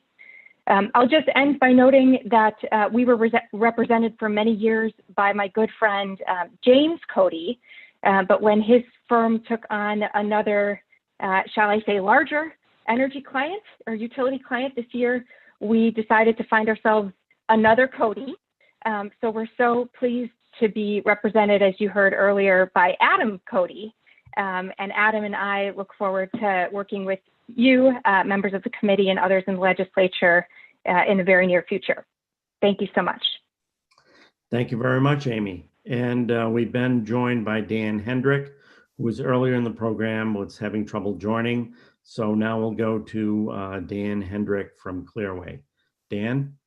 Thank you very much, Senator, and good morning, everybody. Dan Hendrick from Clearway Energy, and really excited to follow Amy Kurt from EDPR, my colleague there. Please would invite you not to get distracted by the large solar farm behind me. I'm actually here to talk about a wind project as well today. And you may have heard of Clearway. We actually, if you drive by Colby College, you'll see the sign on the interstate that says that refers to their solar farm. That is a Clearway project. So we do have one currently operating in Maine, but just like Amy's firm, we're one of the largest renewables providers in the country and have been developing for a number of years an old first wind asset in Aroostook County called County Wind, which is near Sherman and sort of the Sherman exit right off the interstate there. Really exciting project, one that we've been putting a lot of work into, working closely with the Aroostook County Commission on a potential TIF. Really, eager to help the state make real progress on its climate change objectives and do so in an affordable way. And I would just say, building on what Amy said, I think we look forward to discussing with you all the long-held possibility of finally unlocking some of the amazing wind and other resources in northern Maine this year. I think now is really the time to do so. Clearly the state and you all have done fantastic work in pointing us in the right direction on renewables and in terms of climate change.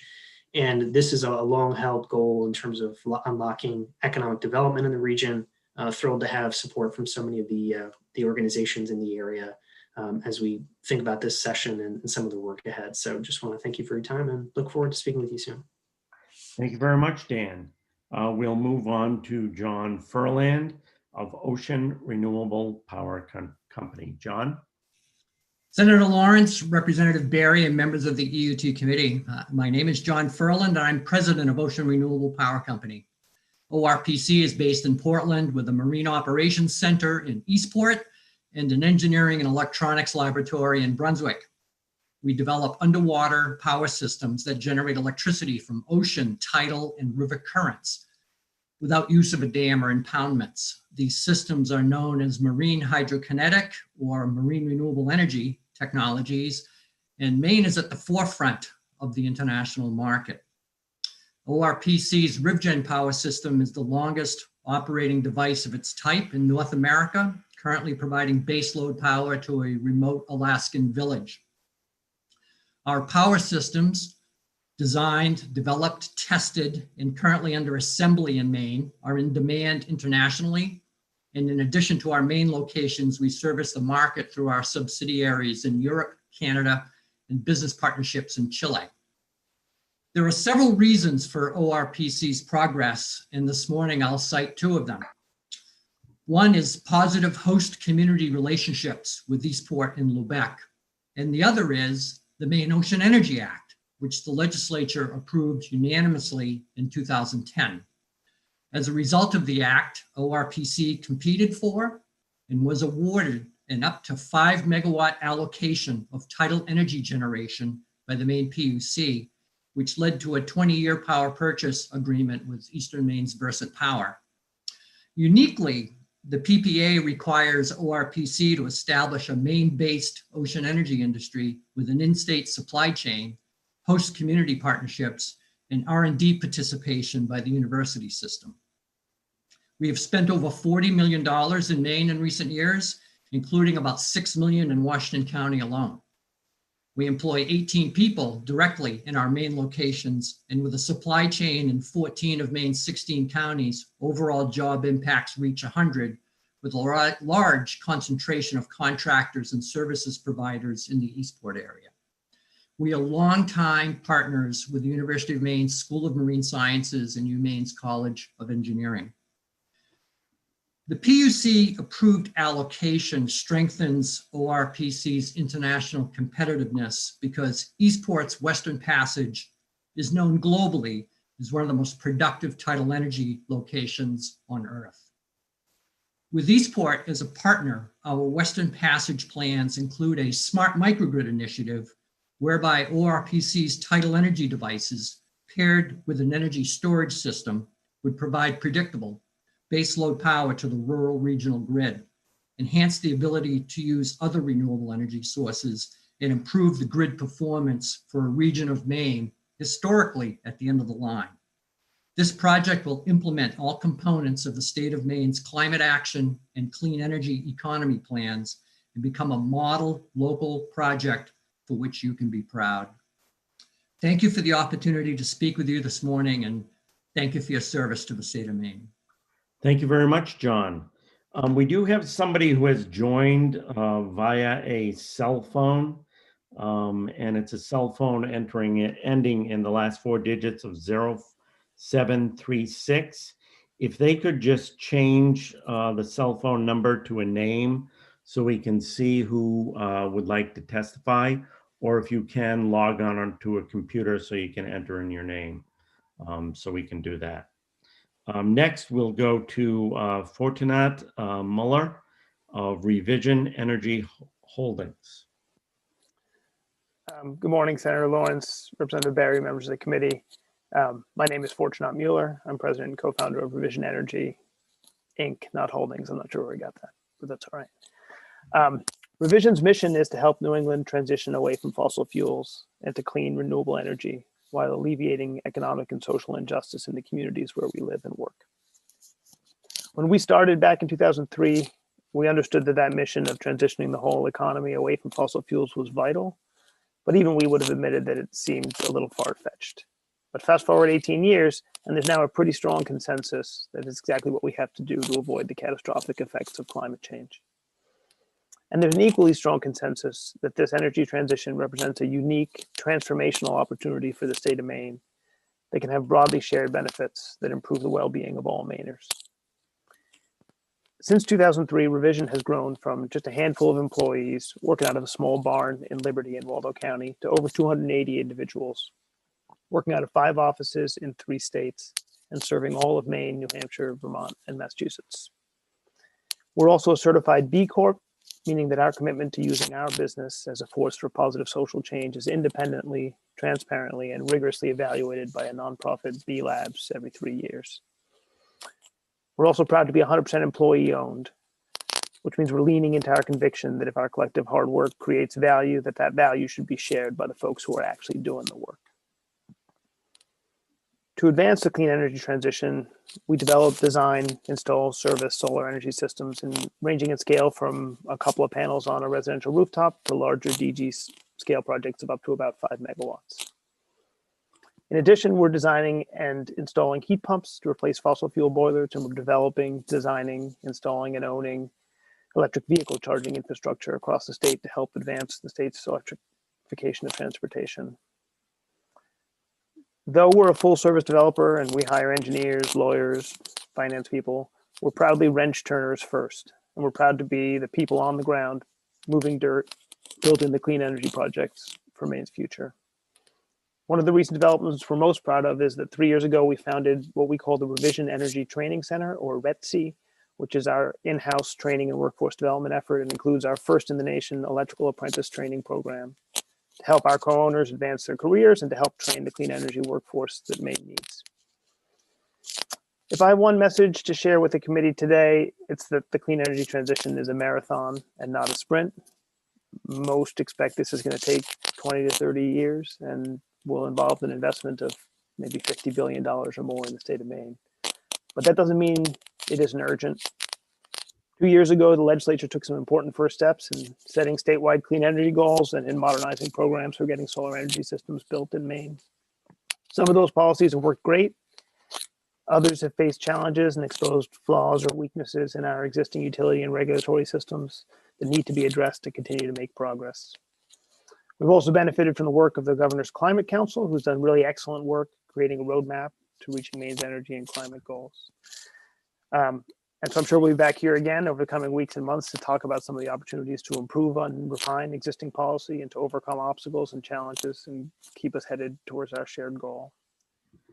I and Revision are 100% committed to Maine and to Maine's clean energy future. And so we'd very much like to be helpful and productive part of those conversations. And I encourage each of you to reach out if I can be of assistance as you consider legislation or think about policy objectives. Thanks so much for your service. Thank you very much for that. So we now go on to Cliff Chapman of Sincarfa. I want to congratulate everyone on their unique names. Well, good morning, Senator Lawrence, Representative Barry, and other members of the committee. I'm Cliff Chapman, Chief Executive Officer of Sincarfa Capital. We are a developer, owner, operator of solar and solar plus storage facilities in the United States. We've been in business since 2009. And over those, my goodness, I can't believe 12 years, I guess now, into our 12th year, we've built over 200 megawatts of projects, roughly 50 or so projects across the US. Our focus has been heavily on the Northeast, and we have really spent a great deal of our time focused on a few areas. Number one is community solar, and I'll speak a little bit about that in a moment.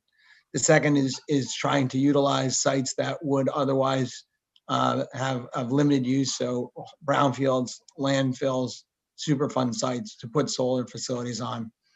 The third area, obviously, is we've relatively recently kind of moved into the storage business thanks to Massachusetts. They enabled, I think, a program to get storage deployed, and so we jumped on that program and have 60 megawatt hours of storage now in the Massachusetts program, and are really starting to see some of the benefits that the storage can bring to the grid and to obviously cost benefits as well.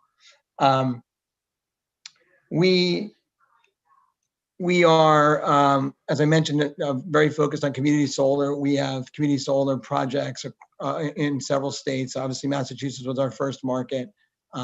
Minnesota is another market for us, New Jersey as well. And we're very excited to be able to bring additional community solar on our projects here in Maine. And Sincarfa has a connection, a nice connection to Maine, which is through our main investor in our company and our project specifically is a company called Packlet Milliken, and there's a number of family members who are Mainers. So we're excited about that, and it's been really nice. We've actually had some help putting some of our projects together. So since the beginning of 2020, we started working in Maine and have built so far a portfolio that represents about 20 projects. Those projects, if they're all completed, would bring between $250 and $300 million of investment to the state of Maine, and we're hoping we can do that. At this point, 11 of those projects are fully through the interconnection process, and then 8 of those are ready to be built. So we're excited. We had plans to build 3 starting here in the spring immediately. However, with some of the issues that many of you have heard about, looks like 2 of those are a bit on hold until we hear what becomes of some of the CMP issues. So we're definitely willing to and looking forward to helping. We've been involved very deeply in Massachusetts as the utilities have gone through the process of taking on a lot of distributed energy and solar, as well as batteries. And so we we are working through MRIA, as well as happy to be involved if folks would like us in any way to basically help drive solar in Maine. Thank you very much for your time. Thank you very much. So we haven't heard yet from the person whose cell phone number ends in 0736. So I'm going to give you my cell phone number in a second to send. No, hold on. Senator, I do have confirmation is Mr. Kolf, Albert Kolf. So we're good. He's on the list. Okay. So we're all set on that. Good. Yep. Okay, so I will go on to Brett Pingree of Soltage, Borrego. Brett? Great. Good morning, Senator Lawrence, Representative Barry, and members of the EUT committee. Thank you for your time. My name is Brett Pingree. I work for Soltage. Soltage is a community solar developer, owner, and operator that we've deployed $900 million in capital across 15 states for solar projects. We own the projects we develop. We're also referred to as an IPP, an independent power producer. We work closely with the entire distributed solar industry. And one such company in particular is Borrego Solar, who's very similar to Soltage in their mission to develop quality distributed solar projects. Borrego and Soltage collaborate on legislative issues before the Maine legislature, particularly the ENR and EUT committees. We work with Jim Cohen and the team at Beryl and Main Street Solutions. So you should feel free to reach out to them or us with any questions you may have about solar energy here in Maine. Borrego and Soltage, we both develop solar generation facilities here in Maine and the region. And in Maine, we're specifically focused on community scale solar projects. As you may know, and likely do, community scale solar adds a lot of value to Maine people and electric consumers beyond the obvious environmental benefits of renewable energy. These distributed solar projects are geographically dispersed throughout the state, which means the value is also dispersed through the state, through the local tax base, local jobs, and lease payments to local landowners. Distributed solar projects are also able to be located in brownfields and landfills, unproductive portions of farms, which often offer a more efficient use of land. Distributed solar projects contribute to upgrading the local distribution grid. This is something we've talked about a lot, which saves all utility ratepayers money and improves local electrical reliability. Overall, if it isn't obvious, community solar is our position is a net positive for Maine electricity consumers and residents.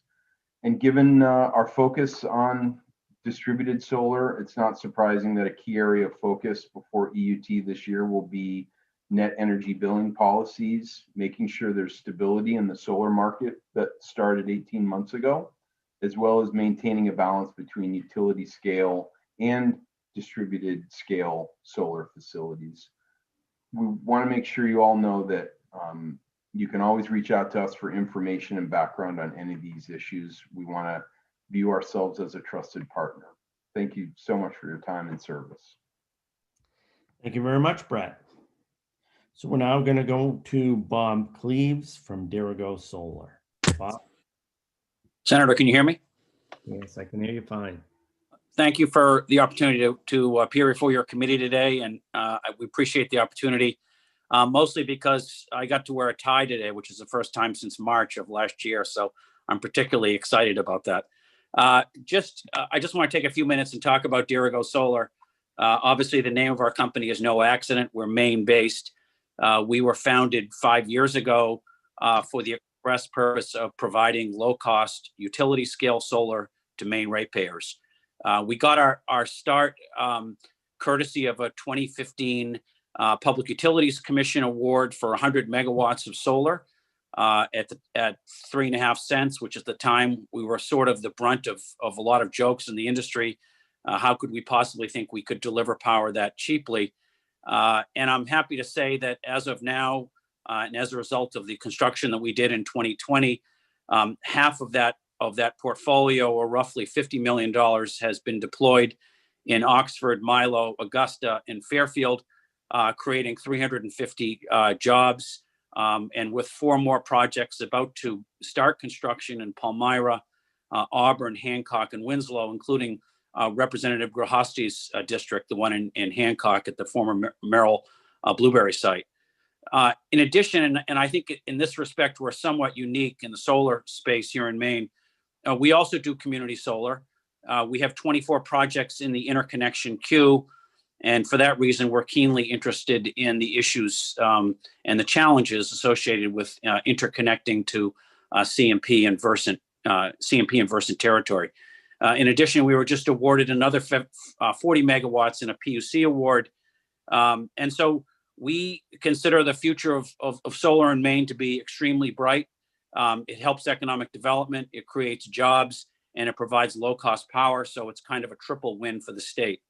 Over the coming months, you'll be hearing from a number of different folks in my organization, including Nick Mazeroski, my colleague and co-founder, and Audrey Pulio, our project manager. The issues that we're going to be focusing on is obviously RPS reform, hopefully interconnection reform, and a host of other issues that I think we all face as solar developers.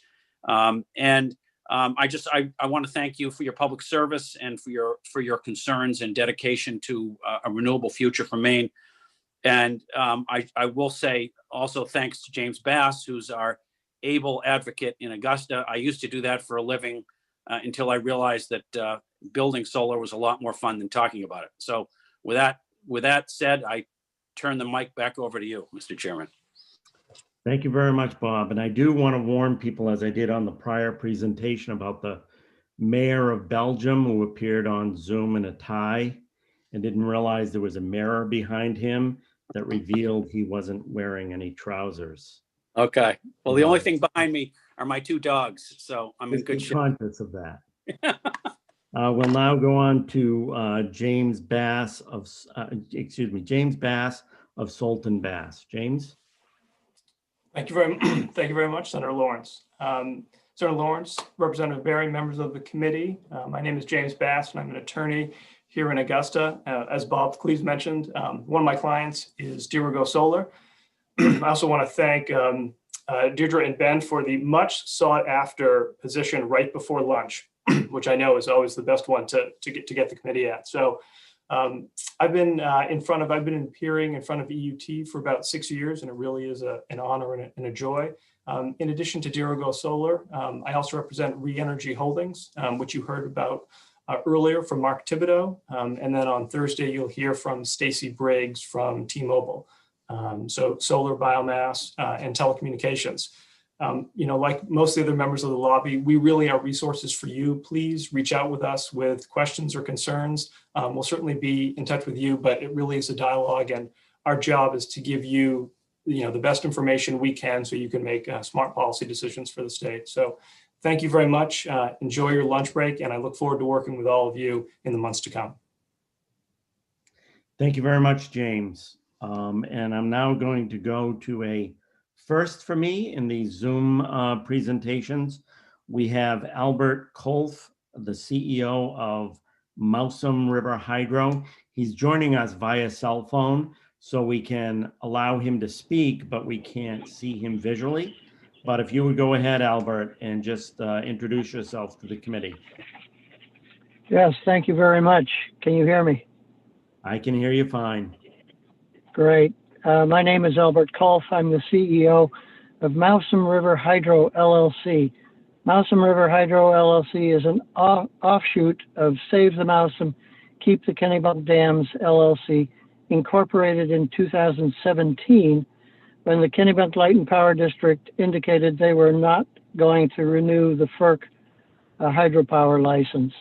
Mousam River Hydro LLC look forward to working with Todd Shea in a public-private relationship towards local climate change, working with Todd and the Kennebunk Light and Power District trustees to mothball the existing hydropower facilities so that Mousam River Hydro can renovate the equipment in the near future. Mousam River Hydro intends to apply for the FERC preliminary license application at the end of phase 2 of Kennebunk Light and Power's District's surrender plan. Mousom River Hydro proposes to operate the 3 dams with a FERC license application in the near future. And I want to thank you for the short introduction, but that's our intent, and we hope to work with KLPD in the future through this process of relicensing. Thank you very much. Thank you very much, Albert. So that concludes our morning of presentations. And we're gonna sign off in a minute and start right up again at 1 o'clock. We have another series of presentations, which should take us up to 2:30. But I just wanna turn it over to my House Chair briefly to see if he has anything he wants to add on today's session. Nothing at all. Have a good lunch, everyone. Great. So everyone remember to mute yourself and turn off your video. And we'll see you at 1 o'clock. Thank you. Hi, Ben, are you still there? I am. Okay. I just wanted to ask a technical question.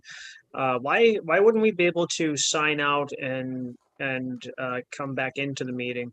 You can do that if the host removes you from the meeting. You can't come back in. So that's why I didn't want to remove Senator Lawrence. But if I signed out right now, I could rejoin the meeting without an issue. I don't have to leave my computer. Yeah, it would be the same. It would be the same link. Yep. Okay. So that's another good reason not to make Ben angry. Too late. Thank you. Yeah.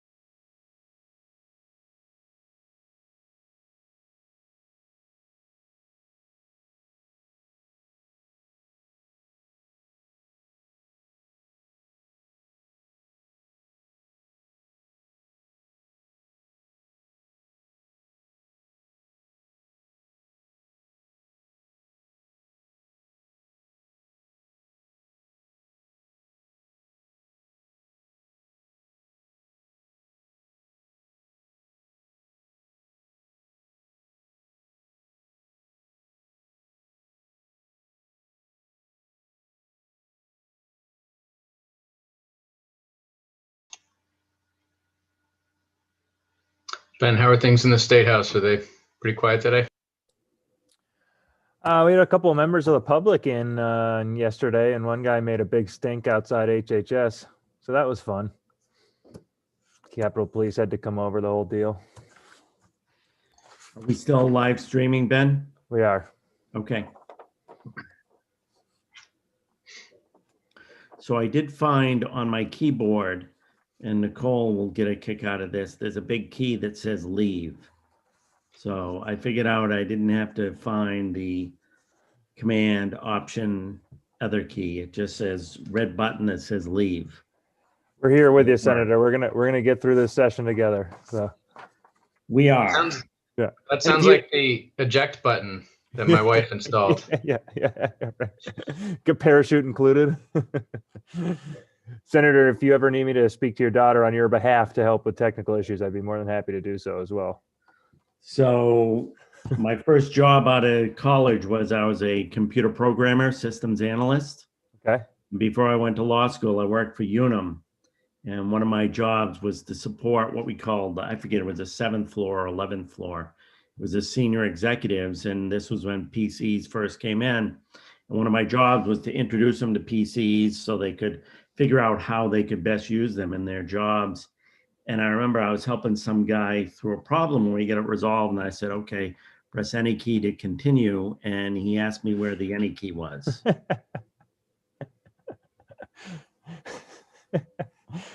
We've come a ways. We've come a ways.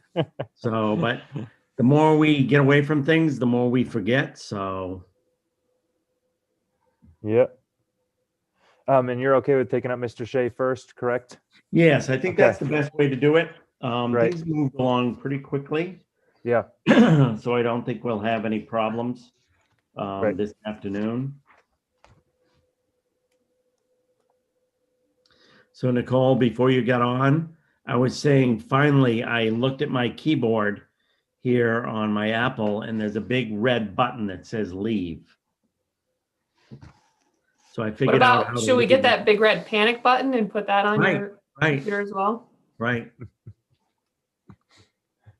I'm reserving And is my that use. still, Ben, is that still at Senator Lawrence's seat? Yeah, I believe every chair has one. Yep. And I miss Panic having a button? button where I can turn everybody's microphone off. Yep. That's the thing I miss about Zoom the most. Well, if I ever make you a host, you can do that on Zoom.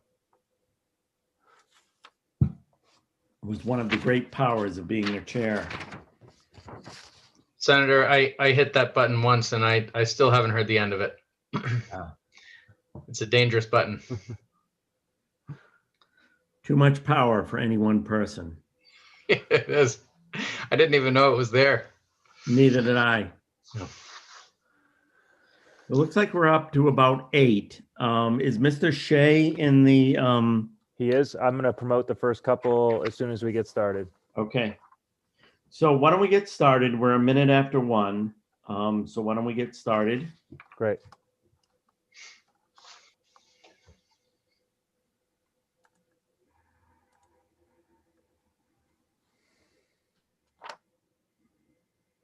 Do you have Mr. Shea in there yet? He is here. Okay, we're back in session with the Energy, Utilities, and Technology Committee. I'm not going to ask all the members to reintroduce themselves. We did that this morning, but I am Mark Lawrence, the Senate Chair, and on your screen to my right is Representative Berry. If you could just wave, Seth. He is the House Chair, and we're doing a lightning round today of stakeholders, introductions, people who commonly become before the committee. And the purpose of this is to just give a chance for people to introduce themselves so we can put a face with a name and a little bit of the subject matter you testify on. So these are 3 minutes opportunities for you to introduce yourself. And we'll go first to Todd Shea from the Kennebunk Light and Power District. Todd? You have to unmute yourself, Todd. Can you hear me? Hello? Yes. Yes. Okay. Committee Chair Lawrence, Berry, distinguished members of the EUT committee, thank you for your time. I apologize for my earlier absence. I have 4 teenage daughters. It's snowing, remote or in person, basketball or not. Here I am. My name is Todd Shea. I'm a lifelong York County resident, currently residing in Arundel, Maine. I represent Kennebunk Light and Power District, the consumer-owned electric utility with territory coverage. Whoops, you cut out, Todd. You're Todd, back you on cut mute. out. I think it just, yeah, there you go. How about now? Good. Yep. You're Okay, back so in. I'm Todd. So I'm here from Kennebunk Light and Power District. We're a consumer-owned electric utility that serves portions of the towns of Arundel, Kennebunk, Lyman, and Wells, Maine. We have a system consisting of 126 line miles, 7,200 meters. We sell 100 million kilowatt hours per year. We have a 23 megawatt peak load. We have 3 megawatts of AC solar distributed generation system into onto our system. We have 2 substations located in Kennebunk, Maine. We pride ourselves on our exceptional reliability, our resiliency, and our rates. We are governed by a 5-member elected board of trustees. KLPD was founded in 1893, acquired by the town at some point after that, and spun off as a quasi-municipal division of the state of Maine in 1951 by the private and special laws of the legislature. Again, KLPD is a separate entity from the town of Kennebunk. When we're required to or compelled to testify, we'll bring the perspective of the end user, the customer. KLPD has 12 full-time employees, of which I am one. You may not see me here very often. You will notice in the course of doing the EUT's business, several references to consumer-owned utility exemptions, and that's what I'm here to ask you to pay attention to today. Consumer-owned utilities in Maine still exist, I won't sugarcoat it, because of certain exemptions that have been granted to us from legislation that has come down. We are small electric utilities, and there are some big implications from legislation that's come down in the past. So KLPD pays attention to legislation that would impact our customers negatively, and often those types of rules and legislation require exemptions. That's when you'll see me. Unfortunately, I don't have a lot of time to spend in Augusta. I do enjoy the area very much. I used to be the city manager in Hollowell, but Deb Hart usually carries our message to the EUT and the legislature as a whole. Deb represents the Dorigo electric cooperatives, of which the consumer-owned electric utilities of Maine are members. We cannot be in Augusta, but Deb can. So that's who I am. I thank you for your time and your commitment to this very, very Herculean task you folks have. If you have any questions or like to learn more, feel free to reach out to me and I'll be happy to answer them. Thank you very much for your time. Thank you, Todd. And hopefully with Zoom, maybe you can attend in person a few more public hearings. Certainly makes that easy. Thank you for joining, and we'll go on next. We'll start the afternoon session with Vaughn Woodruff of InSource Renewables. Vaughn? Hi, And Vaughn, Senator. you have to start yourself, yes. Yes, Senator Lawrence, good to see you. Good to see you, distinguished members of the committee. See some friendly faces that haven't been there recently, but I have to say some of my policy beginnings happened on an air flight from Phoenix with a certain respected senator from Arousek, who I'm glad to see has rejoined the committee. I am the CEO and founder of InSource Renewables here in lovely Pittsfield, where I am today. We are a contracting firm focused generally on residential and small commercial solar, in addition to storage, EV charging, heat pumps, and other technologies that will help Maine's transition from fossil fuels to clean energy.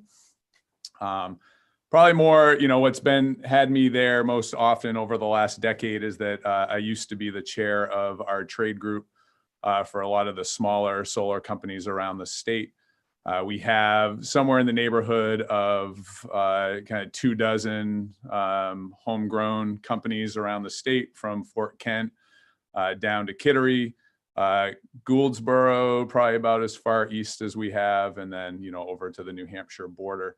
Our industry is comprised, we should talk, as of 2 years ago, our industry was generally comprised of a lot of smaller contractors, ranging at the time probably from about 150 employees down to, maybe 1 or 2.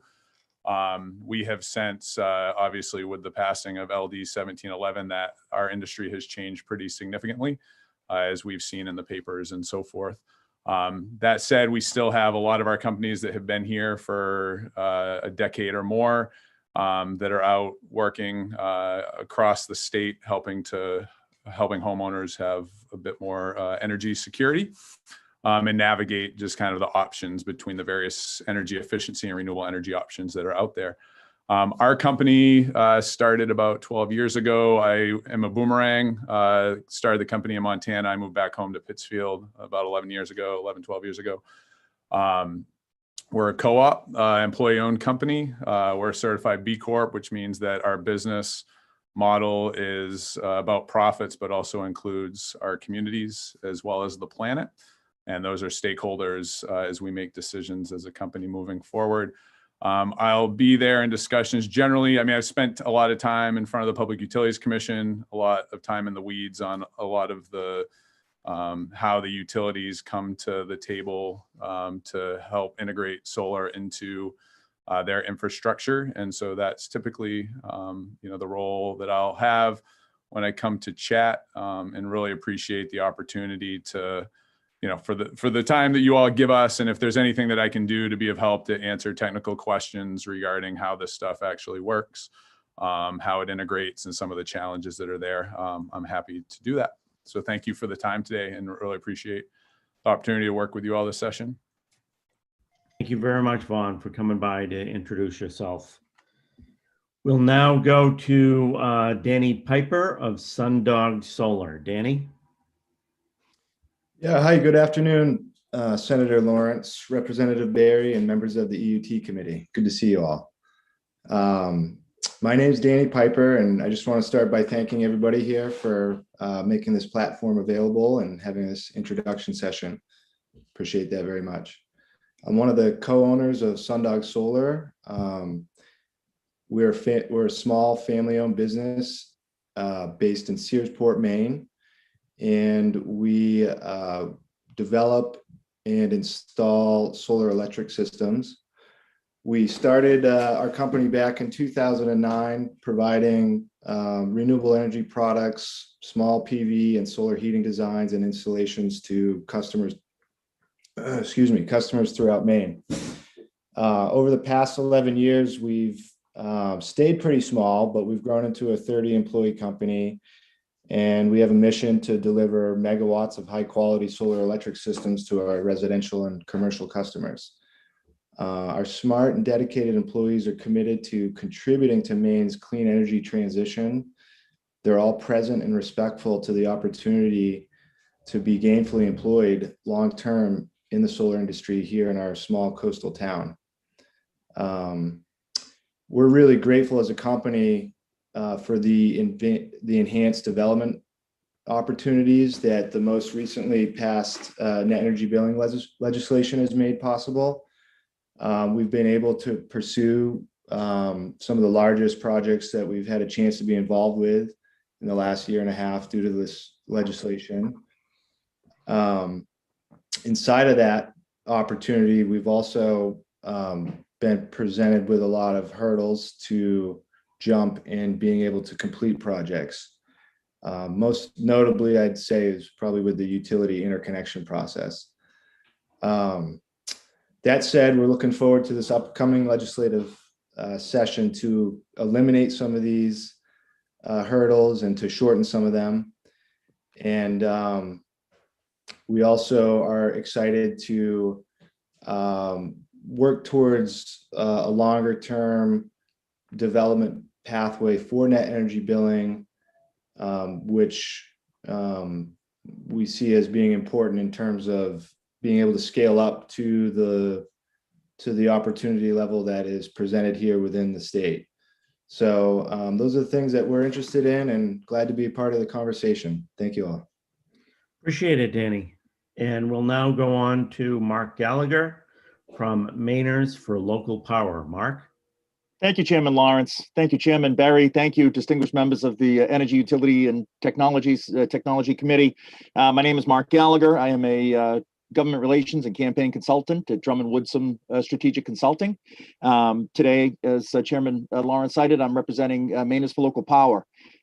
We represent in-state generators opposed to the New England Clean Energy Connect project, a project that subsidizes foreign government power generation. We believe in a competitive energy generation marketplace and sound and smart policies around elective transmission and distribution lines. Our mission, quite candidly, is to protect Maine jobs and the enormous contributions that in-state power generators make to the Maine economy. I know that you have many people that are introducing themselves today to the committee, so I will just ask that if you have any questions or thoughts or concerns around these policies or anything that relates to Mainers for Local Power, please reach out. I would love to discuss this and work with you on this issue. So thank you again for the opportunity to say hello this afternoon. Appreciate it, Mark. Thank you. We're now going to go on to two presenters, Judith High and Lauren Loomis from CMP Ratepayers Unite. Hi, Senator Lawrence, Representative Barry, and distinguished members of the Energy, Utilities, and Technology Committee. My name is Judith Hyde, and I'm joined here by Lauren Loomis. We are the administrators of two nonpartisan Facebook groups called CMP Ratepayers Unite. The groups were started early in 2018 as a response to the actions of CMP a few months after the October 2017 windstorm, with the simultaneous launch of CMP's Smart Care billing system. When ratepayers started to see their CMP usage and bills increase exponentially, they came to our Facebook page for help. For the last 3 years, the two groups, CMP Ratepayers Unite, have provided a platform where ratepayers come for support and education on how to advocate for themselves at the Maine Public Utilities Commission and with Central Maine Power. The ratepayers have joined the two groups and come for support when they receive questionable bills and disconnect notices. We have a specific action plan for ratepayers who question the accuracy of their CMP bills or disconnect notices. To date, we have nearly 10,000 members, and requests for new memberships occur daily. Over these 3 years, our members have testified at various forums, acted as plaintiffs and interveners at cases pending in both the courts and the Maine PUC, and have been there to support one another. Opposing Central Maine Power is like taking on Goliath, and we view ourselves as David, looking for fairness and accountability. As administrators, Lauren and I have been working with CMP customers who have been overcharged due to defective meters and computer systems. Some received no bills for many months, or bills claiming usage of up to 250% of past comparative usage. We will also work with ratepayers receiving disconnect notices for amounts they cannot pay or do not owe. This continues to be an uphill battle, with ratepayers still complaining about questionable electric bills, sporadic bills, and different answers for the same questions depending on the CMP customer service rep they speak with. Ratepayers hit a brick wall when disputing bills, many of which started early in 2018 and continue now. Ratepayers consider their bills inflated and inaccurate, but have been given little to no support from the Maine PUC, the Public Utility Commission, which has appeared to many as protective of CMP's interests at the expense of Maine ratepayers. We continue to seek fairness and accountability from CMP, as ratepayers have little choice with this Public Utilities Commission but to put up with inferior service, outrageous billing, and extremely poor customer service. For the past 3 years, JD Power has ranked CMP dead last, worse than Pacific Gas and Electric, for customer service among all electric utilities nationally. We think Maine ratepayers deserve better. Thank you, Judith. And we do have a 3-minute time limit, but because there are two of you, I wanted to give a few minutes if Lauren wanted to introduce herself. Lauren, did you want to do that? I don't think she's ready to talk. Okay, that's fine. I didn't know whether there was two of you. I just wanted to Thank make you. sure, we Thank you put so names much. to the faces. Okay, that sounds fine. We'll go on to Steve Weems from Solar Energy Association of Maine. Steve? Thank you, Chair Lawrence. Good afternoon, Senator Lawrence, Representative Berry, and veteran and new members of the committee. My name is Steve Weems. I'm the Executive Director of the Solar Energy Association of Maine, also known as SEAM. I'll give you the racing version today, and I appreciate the opportunity to introduce ourselves. SEAM exists to advocate for the development of solar electricity of all project sizes and ownership models for the benefit of all Maine people. This will be necessary to meet Maine's greenhouse gas emission reduction goals. Knowing you'll be introduced to many stakeholders, I think maybe 80 by count that I did, we've submitted a written introduction as well. So I want to emphasize only 3 points. One, the Solar Energy Association of Maine is a very broad coalition of solar energy supporters. It's a not-for-profit corporation governed by its board of directors, from whom we get our perspective and which reflects our soul. These directors come from very diverse sectors, including municipalities, colleges, conservation organizations, solar installers, community and economic development entities, consumer-owned utilities, electricity consumers, especially residential consumers and members of community solar farms. Number two, although we're advocates, we work hard to live in the realm of facts and reality while being oriented to the future.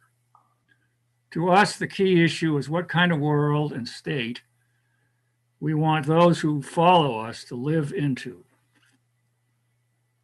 And number three, a sustainable future with a livable climate depends on electrifying all aspects of our lives with clean, renewable energy, which is also known as beneficial electrification, as you know. We can't get there any other way than beneficially electrifying our lives. And this must include large projects for scale and lower cost per kilowatt hour of energy, coupled with a robust distributed generation DG sector, which represents smaller projects for many reasons, including electricity system efficiency. I recommend you to page 3 of our written introduction, where our directors are listed. I think you'll find that list very interesting and includes some people you've already heard from today and others you will hear from. Great. Thank you for your service and best wishes for a productive legislative session. Thank you, Steve. Now we'll go on to Caitlin Kelly O'Neill from the Coalition for Community Solar. Caitlin? Good afternoon. Thank you, Senator Lawrence, Representative Berry, members of the committee, and your staff for taking the time to organize these introductions today. My name is Caitlin Kelly O'Neill. I am the Northeast Regional Director for the Coalition for Community Solar Access. It's a pleasure to get to know you all, and I look forward to working with you on a wide variety of solar-related issues this year. CCSA is a national coalition of businesses and nonprofits working to expand customer choice and access to solar for all American households and businesses through community solar. Our mission is to empower every American energy consumer with the option to choose local, clean, and affordable community solar. We work with customers, utilities, local stakeholders, and policymakers to develop and implement policies and best practices that ensure community solar programs provide a win-win-win for all, starting with the customer. CCSA's members are currently working diligently to serve the residents of Maine through the Net Energy Billing Program. Residents and businesses in Maine are now and will continue to benefit from an easy choice to participate in the growing Maine solar market, as community solar allows them to benefit from the growth of solar, even if they can't install their own solar panels. We recognize the importance of siting, planning, transparency, and equity as the solar market continues to grow. Open communication between all stakeholders is the best way to achieve a successful policy. So please feel free to reach out to me if you have any questions on the solar market in Maine. Again, thank you for allowing me to introduce myself and CCSA to you today. And I look forward to continuing to work with you for a very bright future in Maine. Thank you very much for stopping by, Caitlin. Now we are on to Gretchen Furr from Constellation Energy. Gretchen. Good afternoon. Thank you, Senator Lawrence, Representative Berry, members of the committee. My name is Gretchen Furr, and I am the Senior State Government Affairs Manager for Constellation, which is a part of the Exelon family of companies. Exelon operates in all aspects of the energy value chain, from generation and transmission to distribution, as well as retail energy supply. We have a total of 32,500 megawatts of generation capacity throughout the United States, including here in New England, where we have approximately 2,300 megawatts installed. For our utilities, we have approximately 10 million customers across 6 utilities located throughout the Mid-Atlantic and Midwest. And we're the #1 zero carbon energy provider through our nuclear generation fleet, as well as hydropower, solar, and wind assets. Constellation is our competitive energy supplier, which serves approximately 2 million retail customers across the United States, including here in Maine. We are the #1 retail electricity provider in the United States, and we provide a range of integrated energy solutions. So from retail electric supply and natural gas procurement to renewable energy solutions, energy efficiency, energy management, distributed energy solutions for both homes and businesses. In Maine, we serve both commercial and industrial customers, and we also participate in the standard offer procurement process. Being that we are the largest zero carbon electricity provider and one of the leading renewable energy providers, environmental stewardship is integral to who we are and what we do every day. So we certainly very much look forward to working with the committee to support Maine's climate policies, while also being able to provide innovative products and services that can help Maine customers strategically buy, manage, and use their energy. Thank you very much for your time and the opportunity to introduce myself today. Thank you very much for participating, Gretchen. We'll now hear from Matt Gamache from Competitive Energy Services. Matt. Great. Thank you and good afternoon, Senator Lawrence, Representative Berry, and distinguished members of the committee. My name is Matt Gamache. I am here representing Competitive Energy Services, or CES, where I serve as the Managing Director of Analytics. CES recently celebrated our 20th year in business after being founded in 2000 to help large energy consumers navigate newly deregulated electricity markets. Today, we employ more than 35 people. Most of them are located here at our headquarters in Portland, where I'm coming to you from today. We also have staff in New Hampshire, Vermont, Massachusetts, and Connecticut. Our clients include state university systems, private colleges, hospitals, hotels, grocery stores, paper mills, manufacturing facilities, high schools, municipalities, and many others. The majority of our clients are located here in New England, but we serve entities across the country, from California to Atlantic Canada. We advise over 350 companies in Maine, which is about half of where our client base is located.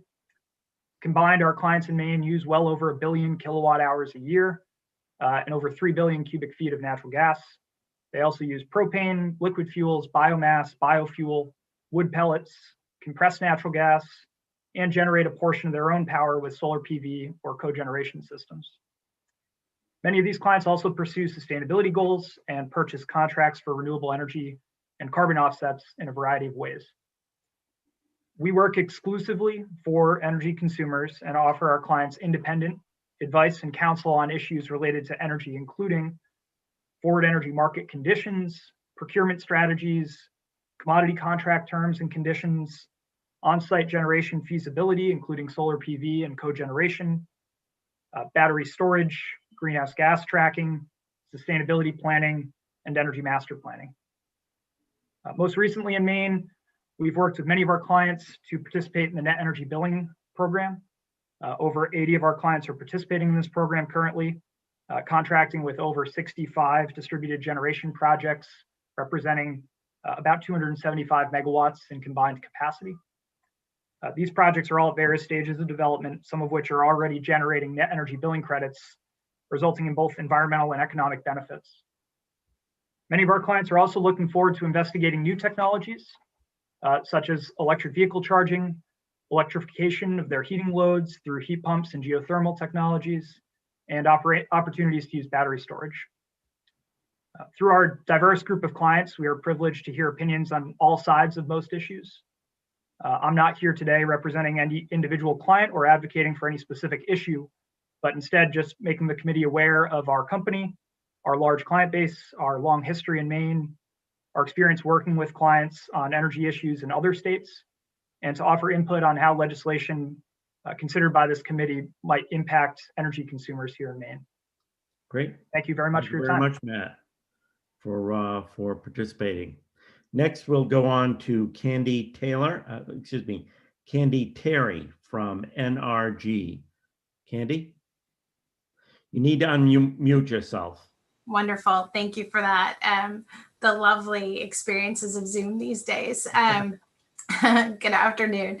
My name is Candy Terry, and I'm the Director of Government Affairs at NRG Energy.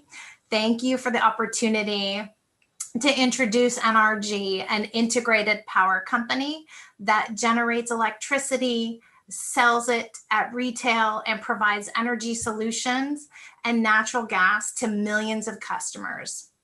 A Fortune 500 company, we operate in all 50 states and Canada.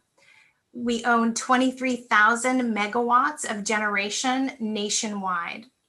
NRG's retail companies offer customers a range of products, including demand response, time of use rates, energy efficiency, portable energy storage systems, and 100% renewable energy. NRG also offers consumers bundled energy plans with options for energy efficiency products, such as a Nest thermostat. In Maine, NRG's affiliates Zoom Energy and Direct Energy Business are active CEPs and provide energy to residential and commercial and industrial customers. At NRG, we are putting modern technology and all of its potential directly into the hands of consumers by accelerating a more inclusive energy future where customers are in the driver's seat, where they're the ones that choose who they want to power their homes and their businesses. And why? Because when customers have access to energy options that align with their goals and values, we can accelerate a clean energy transition without leaving anyone behind. NRG teams are continuously modernizing to reduce our reliance on traditional power generation and offer accessible, renewable energy options to all of our customers.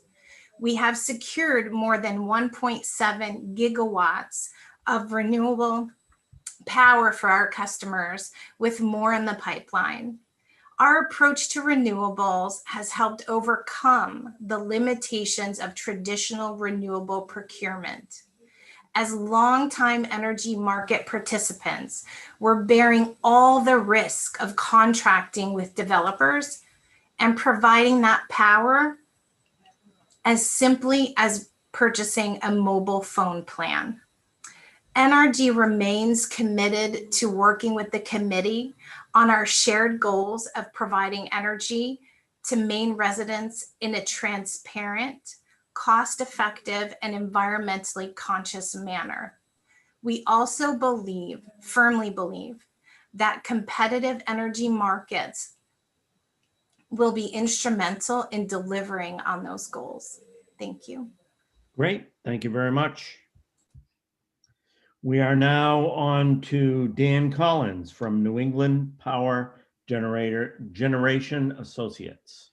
Dan? Well, thank you very much, Senator Lawrence, Representative Berry, and members of the committee and staff. My name is Dan Collins. I'm the Director of Government Affairs for the New England Power Generators Association. Like others, I want to thank you very much for this opportunity to introduce ourselves at the outset of, well, the relative outset of the session. NEPCA is the trade organization that represents electric power generators that participate in New England's competitive wholesale electricity markets. And NEPCA's member companies account for roughly 90% of the installed generating capacity in New England. That's roughly around 26,000 megawatts. And within that membership is an array of fuel types and technologies that includes oil, the natural gas, the remaining coal plants in New England, the 2 remaining nuclear power plants in the region, as well as a large share and even the majority of in-state hydro, land-based wind and solar resources. And the thing that brings all of these companies together is a belief that as long as everyone is complying with state and local environmental laws and regulations, as well as the capital requirements of ISO New England, then everyone should have an opportunity to compete on a level playing field. So I'd just like to highlight a few of the important market achievements that have occurred since restructuring of the electricity industry in New England and how they've benefited Maine consumers and others in the region. First, wholesale electricity prices have declined significantly since competition was introduced in New England more than 20 years ago. In particular, since 2014, we've seen a drop in the average annual wholesale electricity prices by more than 50%. Second, the markets have ensured reliability at least cost by attracting investment in electric generation that will be needed in the future. The result is over 8,000 megawatts of new generation secured through the forward capacity market. And then third, carbon emissions have decreased substantially, thanks in part to competition. Since 1990, power plant emissions in New England have dropped by around 50%. Compare that with transportation, which has actually increased by around 6% over that same time period. The markets have produced all of these results without subjecting ratepayers to the risk of poor investments or cost overruns. Instead, those risks are borne by private investors, which was really a major objective of restructuring over 20 years ago. However, we recognize that more can and should be done to address climate change and better align the markets with Maine's energy and climate mandates and objectives. And so that's why NEPCA is engaged currently in regional stakeholder discussions and efforts to identify a market-based solution to help Maine and the other New England states to meet their legal obligations and their policy goals while preserving the cost and reliability benefits of the markets. Great. NEPCA remains committed to that process and also looks forward to serving as a resource to the committee. Dan, we're Yes. trying to keep it to 3 minutes for each presenter. I'm wrapping up. Okay, go ahead. Serving as a resource to the committee on these issues and others this session, I thank you very much. Thank you. Great. We'll go on to Bob Dorco of IECG. Bob? You have to unmute yourself, Bob. We don't have the ability to do it. Great. Thank you very much. The Senator Lawrence, Representative Berry, and committee members, thank you for your time today. I'm Bob Dorco, president of the Industrial Energy Consumer Group. Our members work very hard to reduce costs of electric power and energy to our businesses. We monitor the energy marketplace, PUC activities, ISO New England activities, and state and federal legislative work where appropriate. and we develop and implement plans to influence those activities where they're needed to help with our energy costs. Our group is made up of various businesses from ski resort operations, different types of manufacturing, and suppliers to those industries. We seek and add new members with common interests and goals in controlling and reducing the energy costs. There's a key cost of operations and investment decision-making. Our current focus is climate related, as a lot of people. We are part of a group that has a website, getmaineclimateright.com. I'd encourage you to look at that information on the site. There's a lot of great information there, based on some scientific facts. We're also going to be sending out climate related updates to the legislative group. I'm sure you get all kinds of emails, but please take time to look over the topics that we've shared. Contact us if you want additional information or clarification. My group certainly looks forward to working with you during the current session. Thank you very much. Thank you very much, Bob. We appreciate it. Next, we'll go on to Tony Buxton from Pretty Clarity. Tony?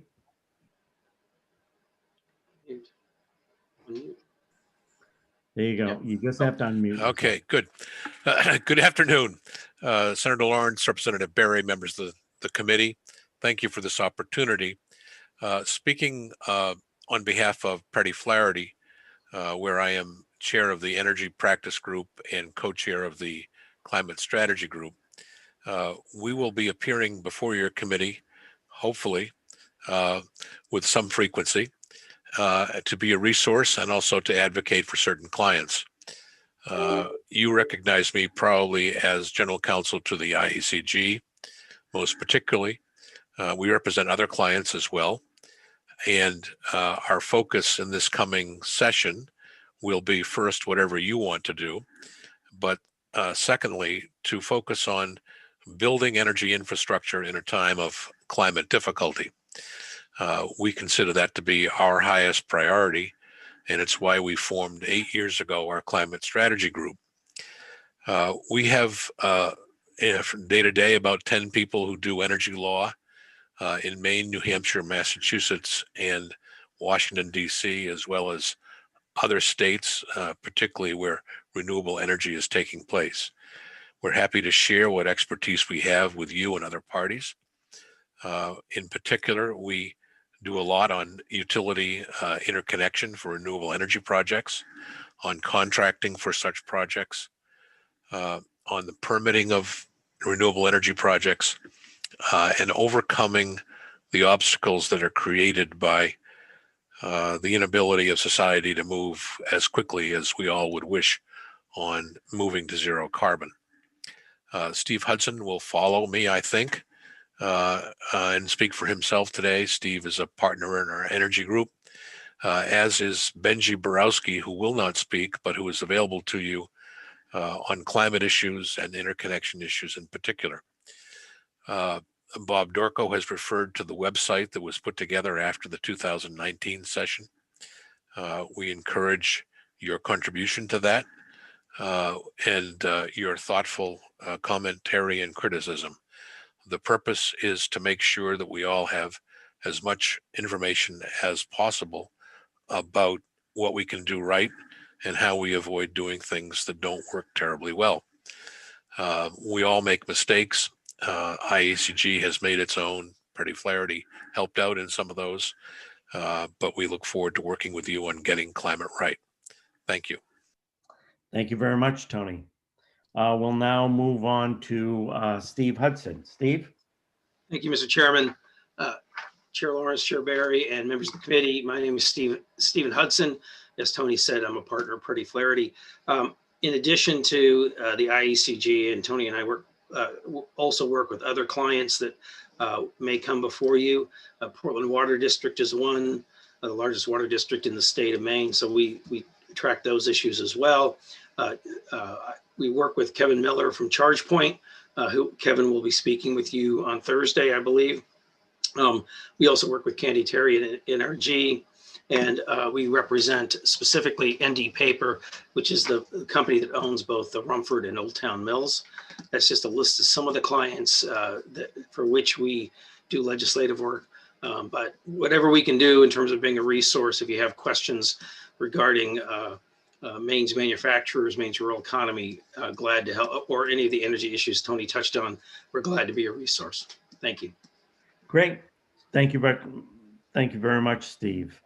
We're now moving on to Judith Borelli of Texas Instruments. Judith? Good afternoon. Can you hear me okay? Yeah, there's a little bit of waviness in your connection. Okay, I'll try my best here. Senator Lawrence, Representative Berry, members of the committee, thank you for the opportunity to introduce myself and my employer to you this afternoon.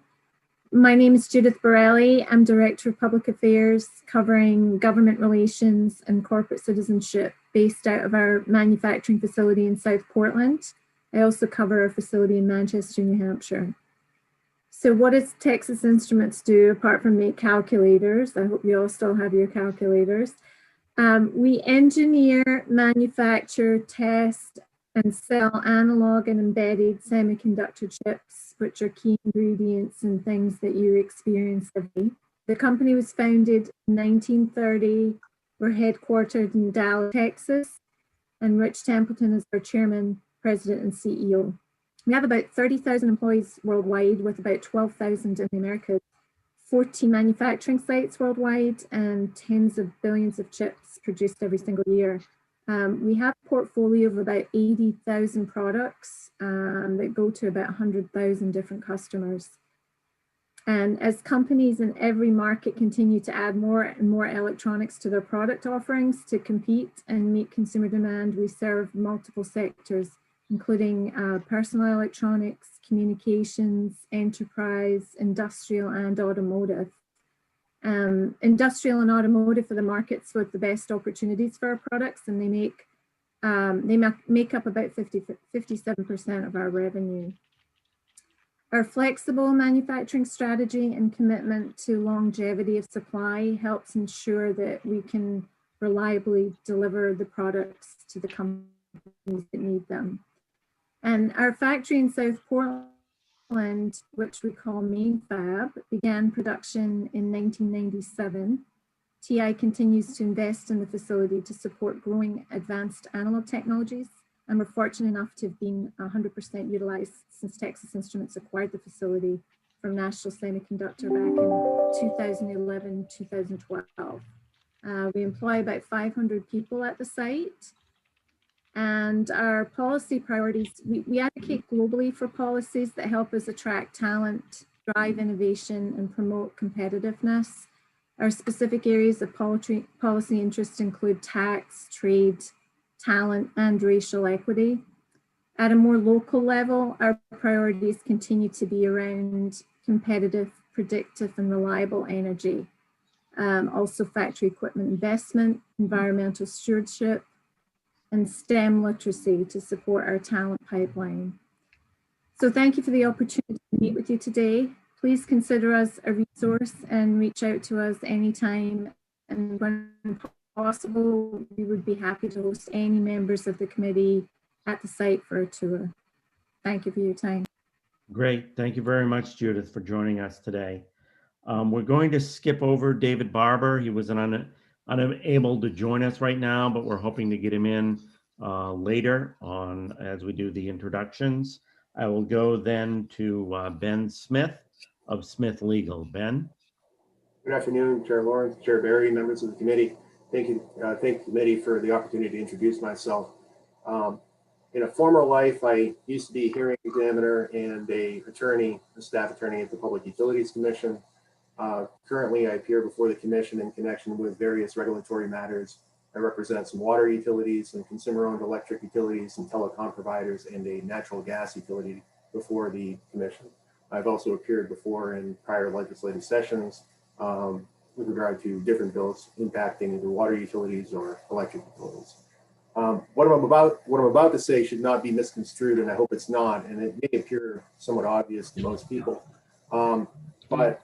And I think that all committees obviously play a very important role, but it cannot be overstated the importance and the role of this committee. I would argue that probably this committee has more important a role and has the most substantial input on the lives of Mainers than any other committee in the legislature. By way of example, I think Mr. Collins mentioned earlier the Restructuring Act. Well, the Restructuring Act was passed in the 1990s. Not a legislative session goes by without some attempt to either revisit, modify, amend, or potentially even repeal the Restructuring Act. We see that all the time. And I'm not bringing it up to debate the issues of whether or not the Restructuring Act actually helped achieve goals of increased innovation or decreased supply costs or whatever. It's not that. The point is that everything that appears before this committee is of, I think, paramount importance, and we always see it recurring from session to session. Similarly, the policies that you're going to be dealing with this session, whether it's decreased energy independence or increased energy independence, whether it's increased renewables, increased efficiency, all those things are things that are going to be revisited, I think, from time to time. As far as my involvement this session, you may see me on electricity or water utility related bills, and you'll also see me or hear from me in connection with natural gas utility legislation, including efforts by natural gas utilities to increase the ability of the state to make use of natural gas infrastructure to further state renewable goals. And we believe that that's a very important thing that's important to Maine's energy independence and also environmental goals. I've had the pleasure of working with several of you in prior legislative sessions. For those of you that have not yet had that opportunity, I look forward to it, and you should feel free to reach out to me at any time.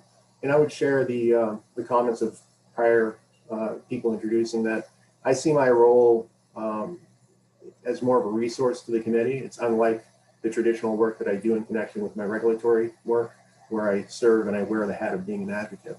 To the extent that I can help provide information and insight to the committee that might help you shape or pass legislation that can help the state of Maine and its consumers, that's why I'm here. So again, I thank the committee for the opportunity, and I look forward to working with all of you. Great, we appreciate it, Ben. Thank you. And now we'll go on to James Cody from Bernstein Shore. Good afternoon, Senator Lawrence, Representative Barry, and members of the committee. Welcome virtually to the northern side of Farmington, Maine, where I'm sitting here this afternoon. Appreciate the time to just chat with you very briefly. Again, I'm the other Cody that you heard of earlier today from somebody else. I'm James Cody with Bernstein Shore. I'll also just mention that I often work with my partner, Kate Knox, who you'll see on behalf of our clients as well. We represent a number of clients in the energy space and the utility and technology and telecom space, including Consolidated Communications, who will be working with you on broadband issues and telecom issues. Summit Natural Gas, who will be working on a couple of bills specifically this session, one being heard on Thursday morning, and Versant Power, who will be working with this committee on electric and utility issues going forward. I'm always available. I think many of you know me by email and phone and text when it's convenient. To the extent that I can be helpful with anything, I'm always more than happy to do so. I've worked in these spaces and I've been a longtime advocate for the renewable energy industry. So anything that I'm able to help you with or help you find, I'm more than happy to help you do that. And I appreciate the chance to say hello and wish you all a good afternoon. James, thank you for joining us. And now we'll go on to George Woody Wood from Point Energy Associates. Great. Thank you, Senator Lawrence and Representative Barry and members of EUT. A quick correction, the name of the company is Oak Point Energy Associates. I believe there was a typo, and Oak Point is a peninsula, as Nicole knows, sticking into Western Bay in Trenton, Maine. I'm a consultant almost exclusively to renewable generators for 18 years, over 60 clients, and a few thousand megawatts of installed and operating renewables to include tidal, wind, both on and offshore. Early on, first wind and record wind and offshore. I also worked on both the Statoil project in Maine and the Aquaventus. I've also worked with landfill gas, several of the biomass facilities in Maine, many hydro, and a bunch of solar as well. And more recently, become deeply involved in microgrids and the application of renewable generation within the microgrid systems. Not an easy puzzle to work out, one that's easy to think about and talk about, but a truly integrated microgrid is complex and takes time. And within that context, I've also been working on battery storage, yet a new part of the renewable generation service to consumers, and a fascinating one at that that's become more economic over time. My roots are in wholesale power, in originating structured wholesale power transactions on a commercial basis. I then transitioned into renewable energy because frankly, I'm a zealot about it. And many of you already know, I drive my Chevy Bolt proudly around the state of Maine and can tell you where most of the charging stations are. Thank you to those of you who've worked to get those in place. I'm thrilled at the recent progress on legislation in Maine for renewables. I'm thrilled to be a part of it with my clients.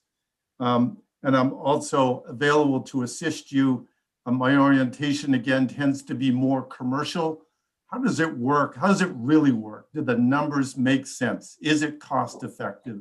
How do you blend energy and RECs and capacity and other products to make these generators viable within the Maine and New England energy markets? With that, I will say thank you very much. I wish you best of luck in this legislative session, and feel free to reach out to me anytime. Thank you very much for. Mr. Chair, Mr. Chair. What's that? I said, Mr. Chair, if I could just make a comment to Woody. Go ahead. My father's name is George Wood Jr., and so I'm very looking forward to meeting you and discussing our genealogy. I'd love to do that. Don't wind me up. It will take all day, Representative Wood. Thank you. My roots in Maine are in Bangor, Outer Broadway. My mother's maiden name is Sawyer, so I'm related to most any Sawyer you know in New England, but certainly those in the Bangor area. Thanks. We will catch up. Yes. Thank you very much. We'll go on to Tom Murley of Two Lights Oak Energy Advisors. Tom? Chairman Lawrence, Chairman Barry, committee members, good afternoon. And first of all, the correction, I think the oak with Woody in mind got switched. It's just simply Two Lights Energy Advisors down here in Cape Elizabeth. Well, I should have known with the oak would go with somebody named Woody. I was going to say that 30 years ago, I started my renewable energy investment career here in Maine in biomass power. And I moved on to investing in power plants around the world and eventually to London, where for 17 years I ran one of Europe's largest renewable energy investment funds. I also helped form and served on the UK Green Investment Bank, the first and still to this date, world's largest green bank. In 2016, my wife and I returned to Maine after 17 years abroad. Today, I serve on a variety of boards of renewable and sustainable energy companies globally, including Ameresco, which is the world's largest energy efficiency company. I also advise institutional investors on sustainable energy investments. I've sought to bring my global experience to Maine's low carbon transition. Previously, I served on Governor LePage's Wind Energy Commission, where I definitely held some minority views. I sit on the Cape Elizabeth Energy Committee, and in the last session, I provided substantive analyses of the financing of the Maine Power Delivery Authority, and I've contributed to several of the governor's office roundtables on low carbon financing and creating a green bank in Maine. I'm also currently mentoring some UMaine students on sustainable economics and policy research applicable to the low carbon transition. Like the others here, I'm here to offer myself as a resource, help Maine through its low carbon transmission, drawing on my experience from other countries and the intersection of finance and policy. And I think I would hope to engage with you, or you could call on me around 3 issues in your legislative program. First is finance and finance gaps. You should know there's more capital available for low carbon investment than there's ever been at any time in my 30-year career, and it's an all-time low cost of capital. For some areas, such as large-scale renewable projects, wind and solar, not a big issue to attract capital. All we need is a stable regulatory regime. But for other areas, such as home conversion with heat pumps, it's about credit risk and finding consumer finance solutions. The next area is focusing on Maine's problems where they lie in the carbon, which is really transport. We're already getting 75% of our electricity for renewables, and time will get there. So I think when we focus on energy and utility, it's around heat and road transport. And the third thing is to encourage you and remind you that we're in a transitional period in energy. Options that simply were not available, both technologically or economically 20 years ago, are available today. And I think all too often as we're doing regulation, we tend to look at the past and the systems we've done and build on them rather than take a little bit look forward into, as Wayne Gretzky says, I skate to where the puck's going to be, in an effort to see where are things going and how can we have regulations taking advantage of all the options that are now in front of us. So with that, I will thank you for your time. And again, feel free to call on me in any way that you see fit and I can be of help to you. Thank you. Thank you very much, Tom. And last but not least is Bill Dunn from Sunset Point. Bill? My thanks to the committee for allowing me to introduce myself and my interests. My name is Bill Dunn, and I'm the president and sole employee of Sunset Point LLC. I have almost 50 years experience in the electric power industry.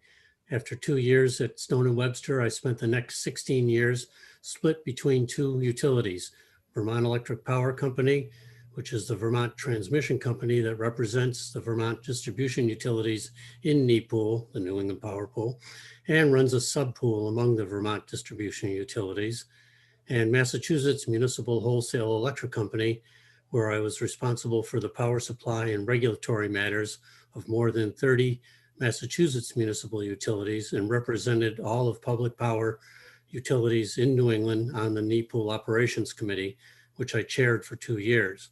But all that was a long time ago. Since then, I've been consulting throughout the US and worldwide in more than 25 countries on issues associated with electricity market design and implementation, ancillary services, utility and electricity market operations, inter-utility coordination, contractual power supply arrangements, and transmission access and pricing.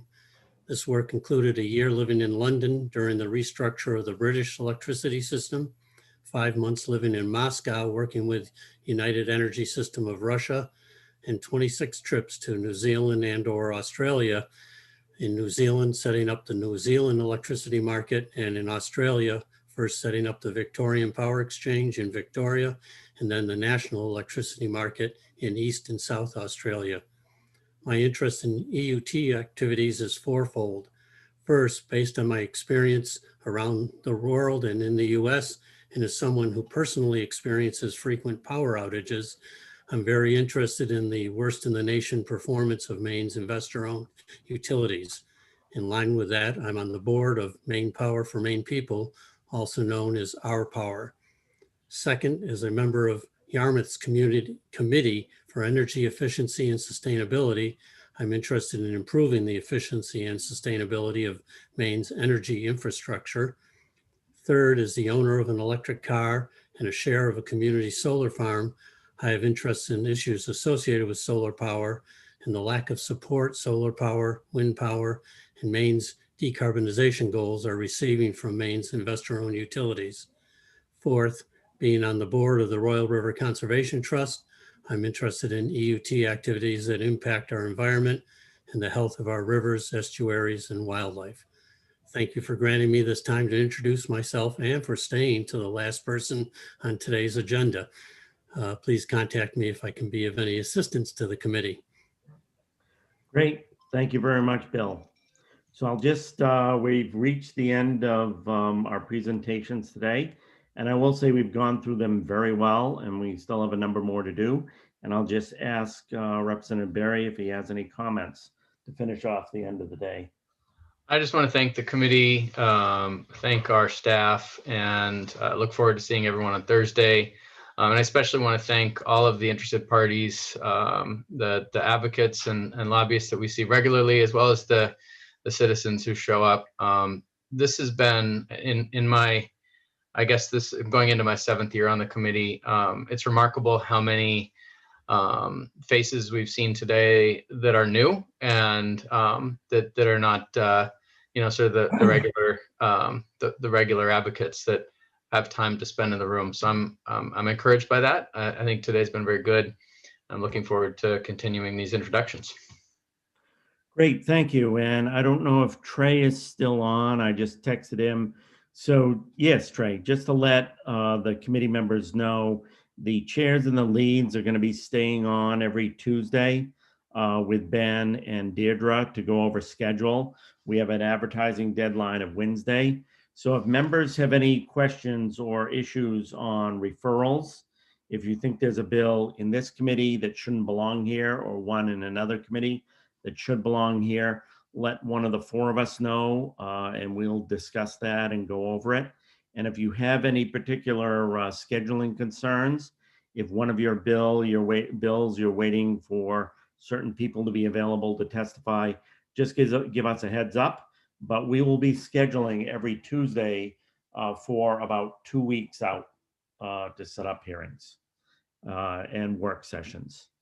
So thank you all for participating today, and I'll just ask Seth and Trey and Deirdre and Ben to stay on.